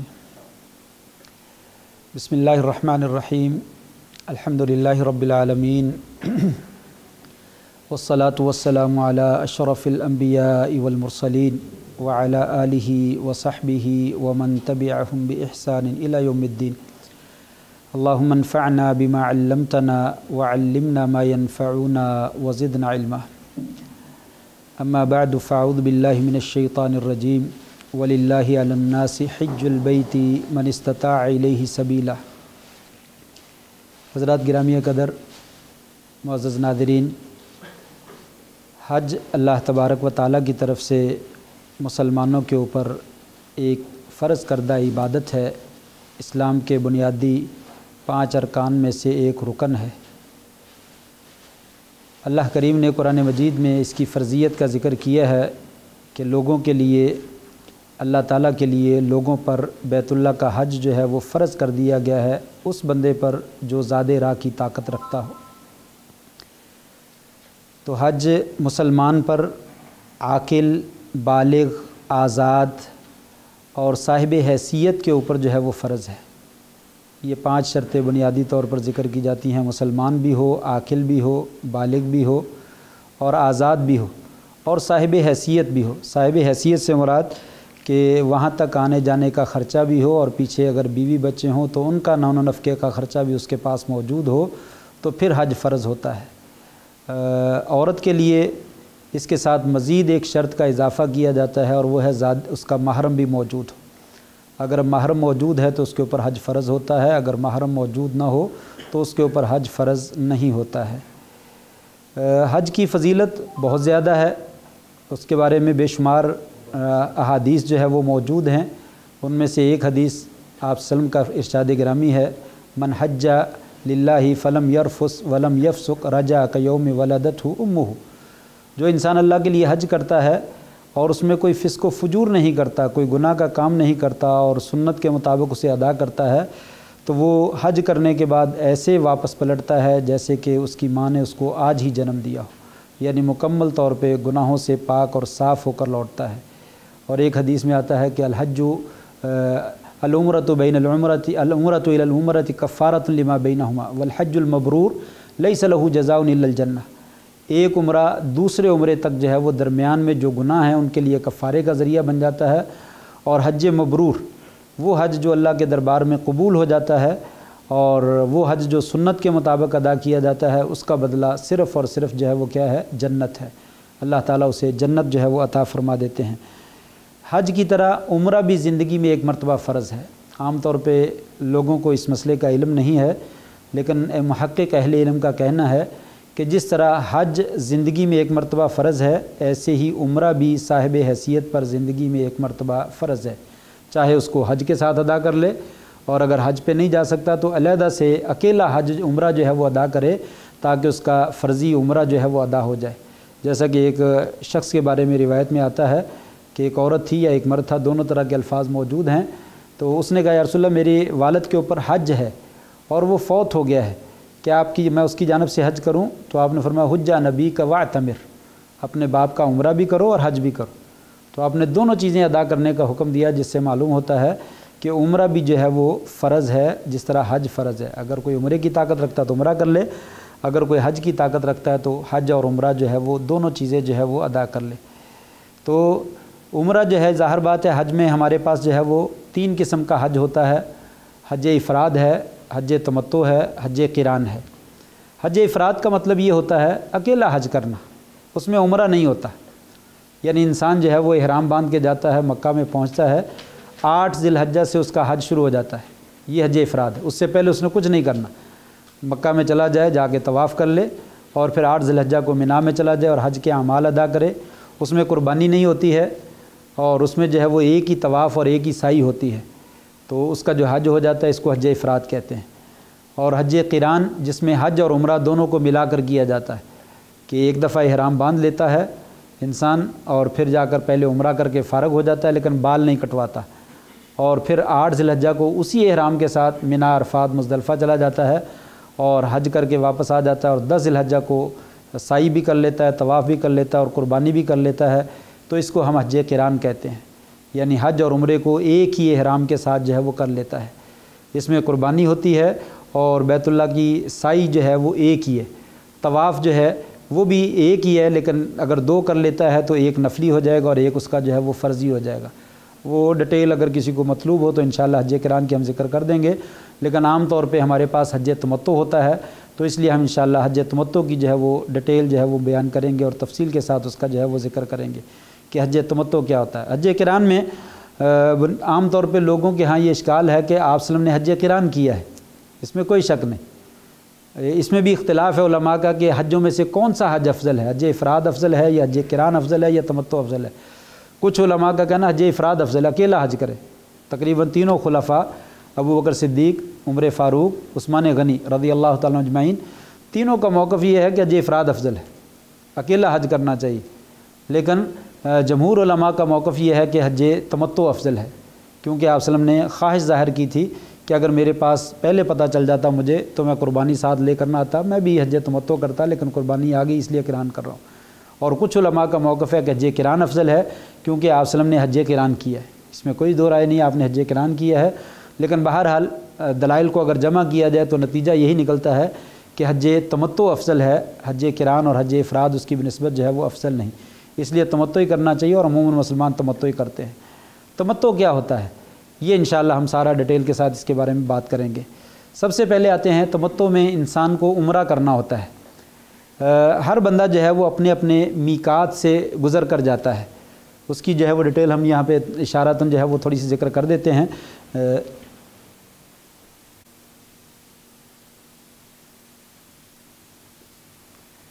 یہ چھوٹا سا نقشہ ہے، آپ دیکھیے، یہ بیت اللہ ہے، یہ حدود حرم ہے، اور یہ حدود ہل ہے، اور یہ 5 مواقیت ہیں۔ مواقیت کا معنی ہے میقات، وہ جگہ جہاں سے عمرے کے لیے اور حج کے لیے انسان جو ہے وہ احرام باندھتا ہے، جہاں سے حج اور عمرے کی نیت کی جاتی ہے اس کو میقات کہتے ہیں۔ 5 مواقیت ہیں، ذوالحلیفہ ہے، یلملم ہے، ذات عرق ہے، قرن منازل ہے اور جوفہ ہے۔ یہ 5 مواقیت ہیں شریعت نے ذکر کیے۔ سب سے دور والا میقات جو ہے وہ مدینے کا ہے، ذوالحلیفہ جس کو کہتے ہیں، مدینہ سے غالباً 450 کلومیٹر کا فاصلہ ہے، اور قریب والا جو ہے وہ غالباً کرنے منازل ہے۔ یہ طائف والا میقات جو ہے وہ سہل کے پاس اس کو بولا جاتا ہے، سہل بھی بولتے ہیں، یہ سب سے قریب ہے، تقریباً طائف والا جو ہے وہ 70 75 یا 80 کلومیٹر کے فاصلے پر ہے۔ بہرحال ہم لوگ جو ہے یہ مواقیت سے باہر رہنے والے لوگ ہیں، یہ ہم جتنے بھی باہر سے، ہم پاکستان، ہندوستان، امریکہ، برطانیہ، باہر سے جتنے بھی لوگ حج پہ جاتے ہیں، یہ تمام لوگ جو ہیں یہ میقات سے باہر رہتے ہیں۔ تو ہم جب جانا ہے تو ہم نے یہاں سے گزر کے جانا ہے، یہاں سے گزر کے جانا ہے۔ کوئی بھی آدمی ان مواقیت میں سے گزر کے اندر کو آتا ہے تو یہاں سے شریعت نے حکم دیا کہ ہمیں احرام باندھیں، اس کو میقات کہتے ہیں۔ تو کوئی بھی آدمی جب میقات سے گزرتا ہے تو یہاں سے نیت بھی کرتا ہے اور احرام بھی باندھتا ہے۔ نیت کا اصل تعلق جو ہے وہ دل کے ساتھ ہے، ارادے کے ساتھ ہے۔ انسان ارادہ کرتا ہے اور اس کے ساتھ تلبیہ پکار لیتا تو نیت ہو جاتی ہے، یعنی یہاں پہ پہنچ کر جو ہے انسان نے لبیک اللہم عمرۃ کہنا ہوتا ہے، اور اس کے ساتھ احرام کی پھر پابندیاں شروع ہوتی ہیں۔ اصل میقات احرام جو ہے وہ نیت کا ہے، اصل میقات جو ہے وہ کیا ہے؟ نیت کا ہے۔ جب آپ نے نیت کر لی تو احرام میں داخل ہو گئے، اس کے بعد جو ہے وہ عمرے اور حج کی نیت جو ہے وہ کوئی چیز توڑ نہیں سکتی۔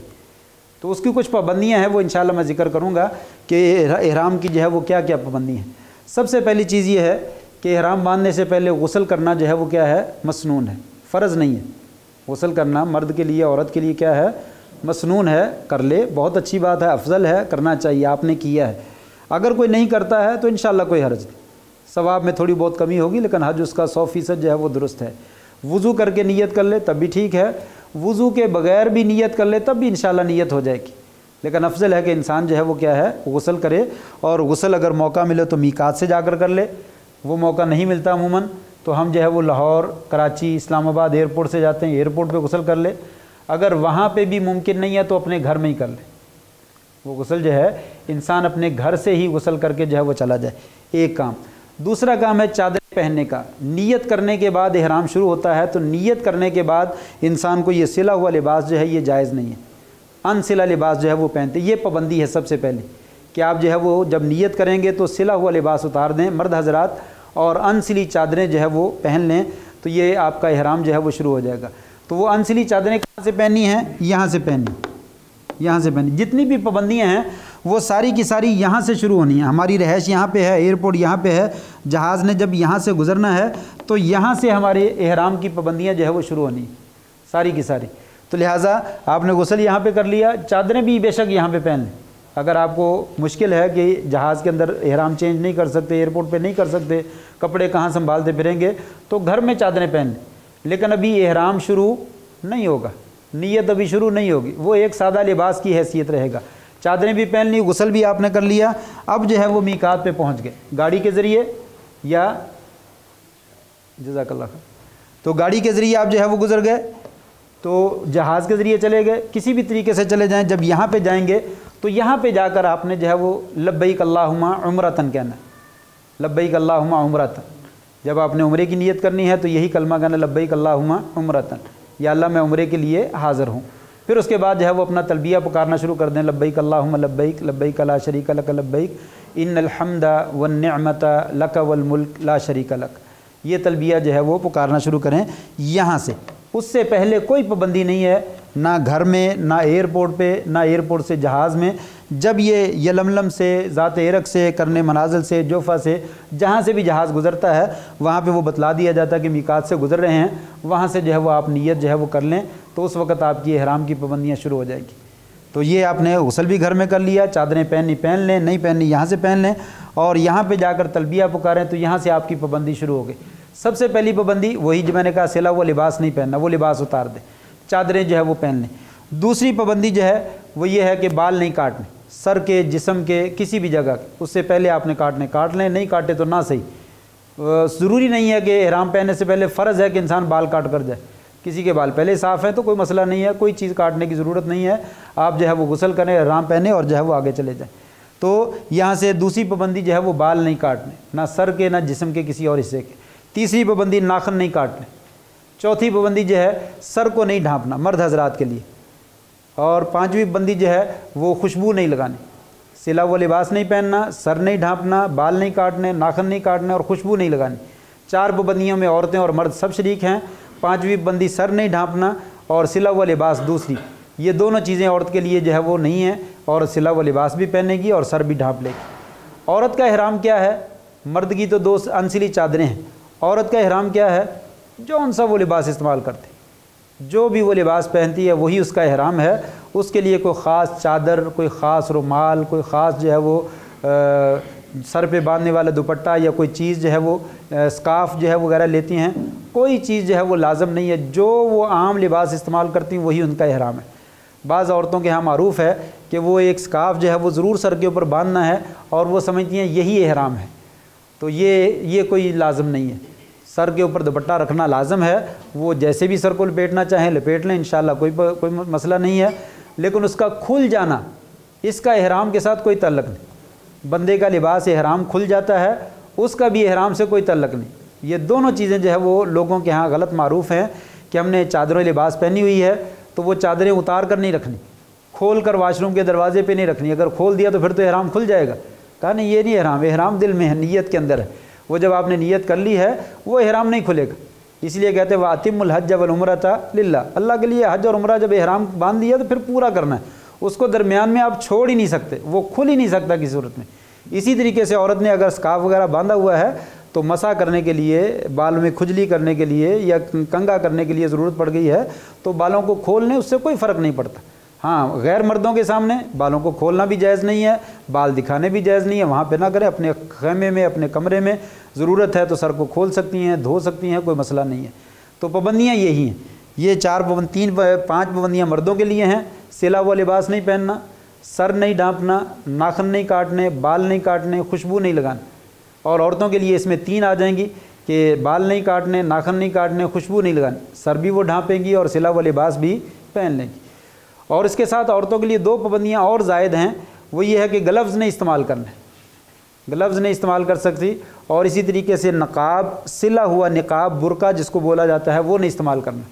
यानी जो आँखों के लिए ख़ास सिला हुआ लिबास होता है वो सिला हुआ लिबास नहीं इस्तेमाल करना, जिसमें से बाकी सारी चीज़ें ढक जाती हैं, नीचे से भी ऊपर से भी, और सिर्फ आँखें जो है वो नंगी रहती हैं। ये लिबास जो है वो मना है, इसको निकाब कहा जाता है। बाकी पर्दा करना है, ये एक इख्तलाफी मसला है कि इहराम की हालत में औरत ने पर्दा करना है या नहीं करना। जमहूर अहले इल्म और मुहक्किकीन अहले इल्म की राय यही है कि औरत को पर्दा करना चाहिए और वो चादर के ज़रिए से करे। अपनी बड़ी चादर जो है वो ऊपर ले ले, नीचे वाला लिबास पूरा हो और ऊपर बड़ी चादर पहनी हुई हो, नीचे दुपट्टा बेशक पहना हुआ हो। बड़ी चादर के साथ जैसे पुराने ज़माने में औरतें घूंघट निकालती थीं, आगे वाला हिस्सा जो है वो नीचे लटका लेती हैं, बस वो लटका लें और पर्दा हो जाएगा। जब भी वो महसूस करें कि गैर महरम मौजूद है वो पर्दा कर लें, इंशाअल्लाह कोई हरज नहीं। जब वो देखें कि हम ख़वातीन हैं सिर्फ, वहाँ भी अपना चेहरा खोल लें, कोई मसला नहीं है। खेमे में चली जाएं, कमरे में चली जाएं तो कपड़ा पीछे कर लें। जब गैर मर्दों के सामने हो तो कपड़ा लग जाए। बाज़ लोगों के यहाँ ये चेहरे को पर्दा कपड़ा नहीं लगना चाहिए, वरना जो है वो काम ख़राब हो जाएगा। नहीं, ऐसी कोई बात नहीं, ये चेहरे को कपड़ा तो लगेगा ही लगेगा। जिस औरत ने स्कार्फ पहना हुआ है, बांधा हुआ है, कहाँ पर बांधेगी वो? यहीं पर तो लगना है, और कहाँ पर लगना है? तो ये कैसे हो सकता है कि स्कार्फ या दुपट्टा या चादर ली और चेहरे पे ना लगे? इसलिए वो बाज़ तकल्लुफ़ करते हैं और हैट नुमा टोपी जो है वो पहन लेते हैं और आगे से पर्दा नीचे लटका लेते हैं। ये सारे तकल्लुफ़ात हैं, इसकी ज़रूरत नहीं है। लिहाजा चेहरे पे लगता है तो लगे, ज़रूरत है तो पर्दा कर लें, जब ज़रूरत नहीं है तो पर्दा खोल दें। ये और 2 चीज़ें जो है वो औरत के लिए जो है वो ज़ायद हैं, ग्लव्स नहीं पहनने और निकाब जो है वो नहीं पहनना। इसी तरीके से पाबंदियों में से सबसे बड़ी पाबंदी जो है वो अज़दवाजी ताल्लुकात है। अज़दवाजी ताल्लुकात जो है वो इहराम पहनने के बाद हज करने तक, मुकम्मल होने तक, हलाल होने तक जो है वो जायज़ नहीं है। उम्रा करने से पहले कर लिए तो तब भी उम्रा बातिल हो जाएगा, हज से पहले कर लिए तो हज भी बातिल हो जाएगा। बहुत से लोग जो है ये सवाल बाद में जाकर करते हैं, बाद में नहीं। जो भी आपको गलत और डाउट मामला मालूम हो उसके बारे में फ़ौरन सवाल करें। अहले इल्म का नंबर लेकर जाएँ, 1 नहीं 2 3 4 बंदों के नंबर लेकर जाए, ताकि पहली फ़ुर्सत में उनसे रब्ता हो जाए। करीब करीब में गलती हुई है तो उसका जो है वो इजाला हो जाता है, उसका कोई ना कोई बदल इंसान को मिल जाता है। जब देर हो जाती है फिर उसका हल नहीं निकलता, फिर वो मामला बहुत मुश्किल हो जाता है। तो इसलिए नंबर ज़रूर लेकर जाएं, वहाँ के उलमा का, यहाँ के उलमा का। व्हाट्सअप फ़ोन आपके पास मौजूद है, पहली फ़ुर्सत में कॉल करें तो इंशाअल्लाह जवाब मिल जाएगा, तो आप आसानी के साथ अपने मामले को हल कर पाएंगे। तो ये पाबंदी है, अज़दवाजी ताल्लुकात नहीं करने। अज़दवाजी ताल्लुकात के करीब करीब के जितने भी मामलात हैं वो सारे के सारे नहीं करने। انسان احرام پہننے کے بعد نہ اپنا نکاح کر سکتا ہے نہ کسی کا نکاح کر سکتا ہے، شادی کی محفل میں شرکت نہیں کر سکتا، یہ بھی پابندی ہے۔ اور اسی طریقے سے خشکی کا شکار نہیں کر سکتا، خشکی کا شکار جنگل میں ہرن کا، نیل گائے کا، اس طرح کے جانوروں کا شکار نہیں کر سکتا۔ سمندری مچھلی جو ہے وہ پکڑ کے کھا سکتا ہے، وہ اس کی جو ہے وہ اجازت موجود ہے۔ لطیفے کے طور پر بعض لوگ جو ہے وہ، مجھے ایک بندے نے سوال کیا، ہم جو ہے وہاں پہ مرغی کھا لیتے ہیں، بریرل کھا لیتے ہیں، یہ شکار جائز ہے؟ تو یہ شکار نہیں ہے، یہ شکاری جانور نہیں ہے۔ شکاری جانوروں کی بات ہے، جو خشکی کے جانور شکار کیے جاتے ہیں ان کا گوشت کھانا جو ہے وہ جائز نہیں، جب آپ کے لیے شکار جو ہے وہ کیا گیا ہو یا آپ نے خود شکار کیا گیا ہو۔ تو یہ بنیادی طور پر 6-7 جو ہے وہ پابندیاں ہیں۔ میں نے کہا شادی یہ ازدواجی تعلقات کرنے سے باطل ہو جاتا ہے عمرہ اور حج، انسان کو دوبارہ کرنا لازم ہوگا، اس کا یہی کفارہ ہے، اور اونٹ کی قربانی بھی دینی پڑتی ہے۔ اور جو ہے وہ 3 یا 5 پہلی جو میں نے پابندیاں ذکر کی مردوں کے لیے، سلا ہوا لباس پہن لینا، بال کاٹ لینا، ناخن کاٹ لینا، سر کو ڈھانپ لینا، خوشبو لگا لینا، اور 3 چیزیں عورتوں کے لیے، اور 2 چیزیں ان کی 2 شامل کر لیں، ان کی بھی 5 چیزیں، نقاب پہننا اور دستانے پہننا۔ ان 5 کاموں میں سے کوئی کام جان بوجھ کے کیا جائے تو فدیہ لازم ہے۔ اگر غلطی سے ہو جائے، بھول کر ہو جائے تو کچھ نہیں۔ انسان کپڑا پڑا ہوا ہے تو اٹھا کے سر پہ رکھ لیا، پھر فوراً یاد آ گیا سر نہیں ڈھانپنا تو فوراً اتار دے، جیسے ہی یاد آئے اتار دے، انشاءاللہ کوئی حرج۔ غلطی سے جو ہے وہ بعض لوگوں کو ناخن چبانے کی عادت ہوتی ہے، جو کہ بری ہے، اچھی نہیں ہے، نہیں ہونا چاہیے، لیکن بہرحال جن کی عادت ہے وہ تو ان کے ساتھ خاص ہے۔ اگر اس نے چبانے شروع کر دیے احرام کی حالت میں تو جیسے ہی یاد آئے فوراً چھوڑ دے، فوراً چھوڑ دے، اس کے اوپر کوئی چیز نہیں۔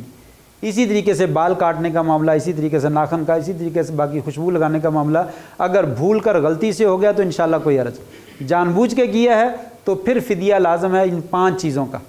پھر دوبارہ 5 چیزیں میں گنوائے دیتا ہوں، مردوں کی بھی 5، عورتوں کی بھی 5۔ بال کاٹنا، ناخن کاٹنا، خوشبو لگانا، سر ڈھانپنا اور سلا ہوا لباس پہننا، یہ مردوں کی، اور عورتوں کی جو ہے وہ ناخن کاٹنا، بال کاٹنا، خوشبو لگانا، دستانے پہننا اور گلوز پہننا، یہ نقاب پہننا۔ یہ 5 چیزیں جو ہیں اگر جان بوجھ کے کیا جائے تو ان کا فدیہ ہے۔ وہ فدیہ کیا ہے؟ 3 چیزوں میں اختیار ہے۔ جیسے ان کاموں کا ہو جائے، کوئی کام ارتکاب ہو جائے جان بوجھ کے، ضرورت پڑ جائے تو انسان کر سکتا ہے۔ کبھی سر پہ چوٹ لگ گئی ہے اور پٹی کرنی ہے تو بال کاٹنے لازمی ہیں۔ آپ اگر اسی طرح رکھیں گے تو زخم خراب ہو جائے گا، پٹی نہیں ہو سکے گی، تو آپ کو بال کاٹنے پڑیں گے، کاٹ دیں، کوئی حرج نہیں، بال کاٹ دیں۔ تو بال جب آپ کاٹ دیں گے تو آپ کو فدیہ دینا پڑے گا۔ کبھی سر ہے، زخمی ہے، یا کوئی سر کو پرابلم ہے، دھوپ ہے اور آپ سر ننگا نہیں رکھ سکتے، آپ کے لیے ضروری ہے کپڑا باندھیں، ورنہ آپ بیمار ہو جاتے ہیں۔ ڈاکٹر نے کہا سر کو ڈھانپ لیں، فدیہ دے دیں۔ ضرورت کے تحت کوئی کام کرنا پڑ جائے تو ان کاموں میں سے انسان کر سکتا ہے، اور اس کی جگہ پہ کیا کرے؟ فدیہ دے دے۔ فدیہ میں جو ہے وہ 3 چیزوں میں اختیار ہے۔ ایک تو یہ ہے کہ دم دے دے۔ دم کا مطلب یہ ہے کہ ایک بکرا یا دمبا قربانی کا جانور لے کر مکہ میں ذبح کر کے مکہ کے فقراء میں تقسیم کر دے، یہ دم ہے، یہ دے دے۔ نہیں تو 6 مسکینوں کو کھانا کھلا دے، 6 مسکینوں کو کھانا کھلا دے۔ نہیں تو 3 روزے رکھ لے، 3 روزے رکھ لے۔ ان تینوں میں سے کوئی کام کر لے تو فدیہ ادا ہو جائے گا۔ یہ 5 کاموں میں سے کوئی ایک کام جان بوجھ کے کر لیا جائے تو تینوں کاموں کا انسان کو جو ہے وہ کیا ہے؟ اختیار ہے۔ یہ ایک صحابی کا واقعہ ہے، کعب بن عجرہ رضی اللہ تعالیٰ عنہ، ان کا واقعہ ہے۔ ان کے سر میں جوئیں پڑ گئیں، ان کے سر میں جوئیں پڑ گئیں، اور اتنی زیادہ جوئیں پڑ گئی تھیں کہ ان کے چہرے پہ گر رہی تھیں، ان کے جسم پہ گر رہی تھی۔ وہ شدید پریشان تھے، آپ صلی اللہ علیہ وسلم اس کے پاس سے گزرے تو آپ نے فرمایا کعب یہ کیا حالت بنا رکھی ہے؟ کہا یا رسول اللہ بڑی مصیبت میں، مشکل میں پڑا ہوا ہوں۔ تو فرمایا جاؤ جا کر اپنے بال مڑوا دو، احرام کی حالت۔ کہا جاؤ اور جا کر اپنے بال جو ہے وہ مڑوا دو، اور پھر اس وقت آپ نے یہ 3 کاموں کا حکم دیا، یہ اذبح شاطن، او جو ہے وہ آتم 6 مساکین او سم 3 ایام، ایک جانور ذبح کر دو، یا پھر 6 مسکینوں کو کھانا کھلا دو، یا 3 روزے رکھ لو۔ تینوں میں سے کوئی کام کر لے تو انسان کا فدیہ جو ہے وہ ادا ہو جائے گا۔ یہ معذورات ہیں۔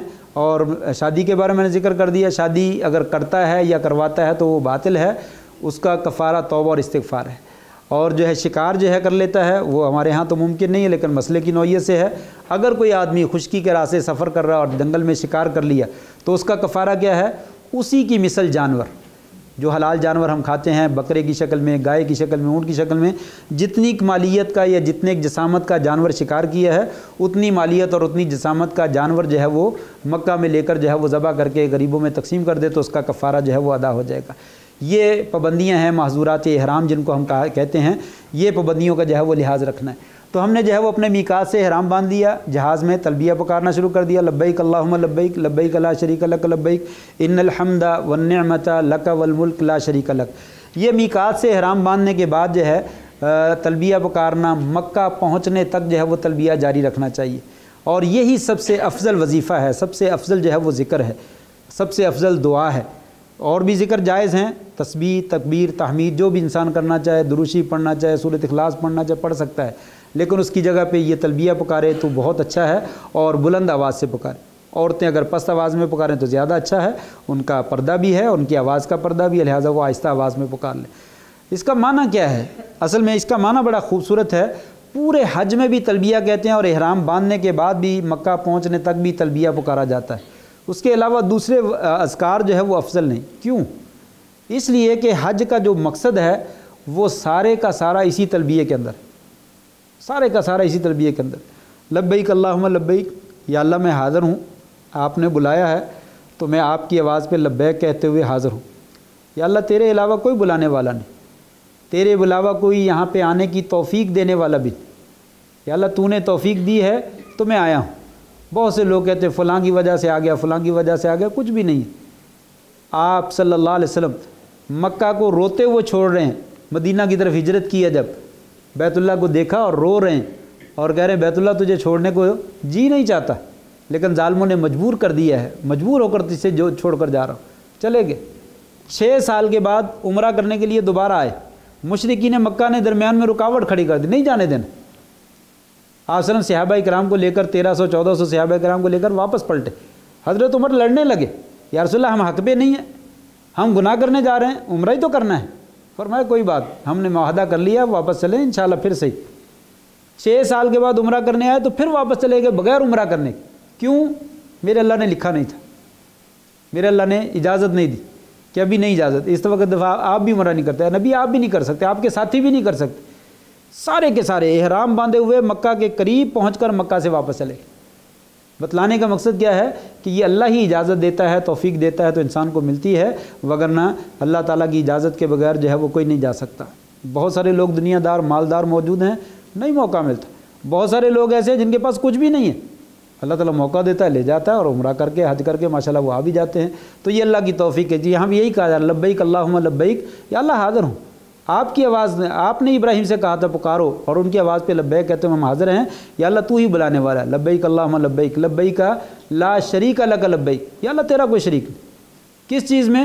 تیرے بلانے میں بھی شریک کوئی نہیں، اور اگلی جو چیزیں ذکر کر رہے ہیں اس میں بھی کوئی شریک نہیں۔ لا شریک لک ان الحمد، یا اللہ تمام تعریفیں، والنعمت، تمام نعمتیں اور احسانات اور فضل، لک والملک، یا اللہ تیرے لیے ہیں، اور ساری بادشاہت بھی ساری کی ساری کیا ہے؟ تیرے لیے۔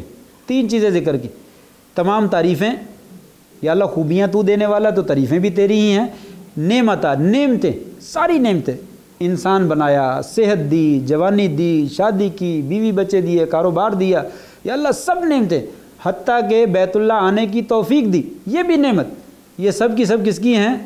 لکا، یا اللہ تیرے لیے ہیں۔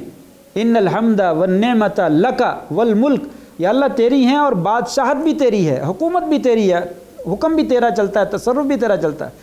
ان تمام چیزوں میں لا شریک لک، تیرا کوئی شریک نہیں۔ فرمایا یہ تلبیہ، ان الفاظ کو، معنی کو یاد کر کے دہرائیں تاکہ انسان کے دل میں رچ بس جائے، جب واپس آئے تو پھر اللہ کے علاوہ دل میں کوئی اور بسنے والا موجود نہ ہو۔ یہ مقصد اگر حاصل ہو گیا تو حج پورا ہوتا ہے، اگر یہ مقصد نہیں حاصل ہوتا تو میں سمجھتا ہوں وہ خالی ہاتھ ہی واپس آ گیا۔ اسی لیے کہا کہ یہ تلبیہ ہر جگہ پہ پڑھیں، منا میں پڑھیں، عرفات میں پڑھیں، مزدلفہ میں پڑھیں، اور بیت اللہ کی طرف جاتے ہوئے جو ہے وہ پڑھیں، پورے عمرے میں پڑھیں۔ تو یہ تلبیہ جو ہے وہ اپنے میقات سے احرام باندھنے کے بعد مستقل پڑھتے ہوئے مکہ میں جو ہے وہ پہنچنے تک پڑھنا ہے۔ پھر انسان جو ہے وہ مکہ میں پہنچ جاتا ہے۔ یہاں سے آپ جو ہے وہ چلے گئے، احرام باندھ دیا، تلبیہ پکارتے ہوئے جہاز چلا گیا، آپ کو ایئرپورٹ پہ اتار دیا، اور وہاں سے گاڑی کے ذریعے آپ اترتے ہوئے مکہ میں پہنچ گئے، ہوٹل پہ پہنچ گئے، ہوٹل سے آپ جو ہے وہ بیت اللہ میں آ گئے۔ سب سے پہلے مکہ میں جانے کے بعد جو ہے مکہ میں داخل ہو کر غسل کرنا مسنون ہے، وہاں پہ بھی داخل ہو کر بھی غسل کر لیں۔ احرام کی حالت میں غسل کرنا ممنوع نہیں ہے، احرام اتاریں غسل کر لیں، کوئی مسئلہ نہیں۔ احرام گندا ہو جائے، مجھے یاد آیا، گندا ہو جائے اس کو چینج کیا جا سکتا ہے، دوسرا احرام پہن لیں۔ عورت نے جو لباس پہنا ہوا، اسکارف پہنا وہ سارا اتار دے، دوسرا پہن لے، ضرورت ہے نہیں ضرورت نہ صحیح، ساری چیزیں چینج ہو سکتی ہیں، نیت چینج نہیں ہوگی، نیت انسان کی وہ موجود ہے۔ تو لہٰذا مکہ میں جائے، جا کر غسل کرے، اور غسل کر کے اگر ضرورت ہو آرام کرنے کی آرام کر لے، کھانے کی ضرورت ہے کھانے، لیکن اگر نہیں ضرورت ہے تو کوشش کرے پہلا کام جا کر جو ہے وہ بیت اللہ کا طواف کرے۔ مسنون ہے کہ جاتے ہی پہلے طواف کر لے، لیکن ظاہر بات ہے انسان تھکا ہوا ہوتا ہے، سامان رکھے ہوٹل میں، نہائے دھوئے، کھانا کھا لے، سکون کر لے، فریش ہو جائے، پھر اس کے بعد جو ہے وہ بیت اللہ کی طرف چلا جائے۔ بیت اللہ میں جانے کے بعد جو ہے پھر جو ہے وہ تلبیہ پکارتا رہے اور احرام پہنا ہوا۔ یہاں پہ ایک اور مسئلہ بھی یاد آ گیا مجھے، وہ یہ کہ جوتے کے بارے میں مسئلہ ہے، احرام پہننے کے بعد جوتا کون سا پہننا چاہیے۔ عام طور پہ لوگوں کے ہاں معروف ہے کہ کینچی والی چپل جو ہے وہ پہننی چاہیے، ہوائی چپل جسے ہم بولتے ہیں وہ پہننی چاہیے، اس کا کوئی ثبوت نہیں۔ یہ چپل پہننے کا وہ خاص آپ نے حکم دیا ہو کسی صحیح حدیث میں، اس کا میرے ناقص علم کے مطابق کہیں بھی ذکر نہیں ملتا، کوئی علم نہیں ہے، کوئی ذکر نہیں ہے۔ جوتا جون سا مرضی پہنا جا سکتا ہے، جون سا بھی آپ جوتا پہننا چاہیں پہن سکتے ہیں، مرد ہو یا عورت ہو۔ ہاں صرف اتنا خیال رکھا جائے کہ یہ ٹخنے جو ہے وہ ننگے ہوں، یہ ٹخنے ننگے ہوں، سائیڈ والے، یہ اوپر والے نہیں۔ بعض لوگ کہتے ہیں یہ اوپر والا حصہ جو ہے وہ ننگا ہونا چاہیے، نہیں، اس کا کہیں پہ بھی ذکر نہیں ملتا، یہ ٹخنوں کا ذکر ملتا ہے۔ ایک حدیث میں موجود ہے صحیح بخاری میں، آپ نے فرمایا جس کو جوتا نہیں ملتا موزے پہن لے، موزے چمڑے کے، اور موزوں کے بارے میں آپ جانتے ہیں جرابوں کی شکل کے، اور وہ پورے پاؤں کو ڈھانپتے ہیں، اوپر سے بھی، نیچے سے بھی، سائڈوں سے بھی۔ اور بعض روایت موجود ہے کہ موزے یہاں ٹخنوں کے پاس سے کاٹ لیں، ٹخنوں کے پاس سے کاٹ لے تاکہ ٹخنے ننگے ہو جائے۔ تو یہ آپ نے موزے پہننے کی اجازت دی ہے، تو عام جوتا کیسے نہیں پہنا جا سکتا؟ تاکہ جو جوتا آسان ہے وہ انسان پہن لے، کوئی حرج نہیں۔ چپل پہننا تو مشکل ہے، اکثر لوگ اس کی وجہ سے گر جاتے ہیں اور چوٹ لگ جاتی ہے، شدید نقصان ہو جاتا ہے، تو اس لیے خام خواہی اپنے آپ کو مشقت میں ڈالنا اس کا کوئی اجر نہیں ہے۔ لہٰذا جون سا بھی جوتا پہننا چاہیں بے دھڑک ہو کر جائے استعمال کریں۔ جو بھی آدمی کہے اس کو بولو ثبوت دے دو، کوئی حدیث لے آؤ، کوئی آیت لے آؤ جس میں موجود ہو کہ صرف کینچی والی چپل پہننی، اس کے علاوہ آپ کوئی چپل نہیں پہن سکتے، لاؤ وہ ہمیں تو دکھاؤ، ہمیں پتہ تو چلے کہاں پہ لکھا ہے۔ تو ایسی کوئی بات جو ہے وہ موجود نہیں ہے۔ پھر اس کے بعد جو ہے وہ آپ بیت اللہ میں آ جائیں، تو بیت اللہ میں جو ہے یہ 4 کونے ہیں، آپ کا ایک کونا یہ ہے، اسی کو حجر اسود جو ہے وہ حجر اسود والا کونا کہا جاتا ہے۔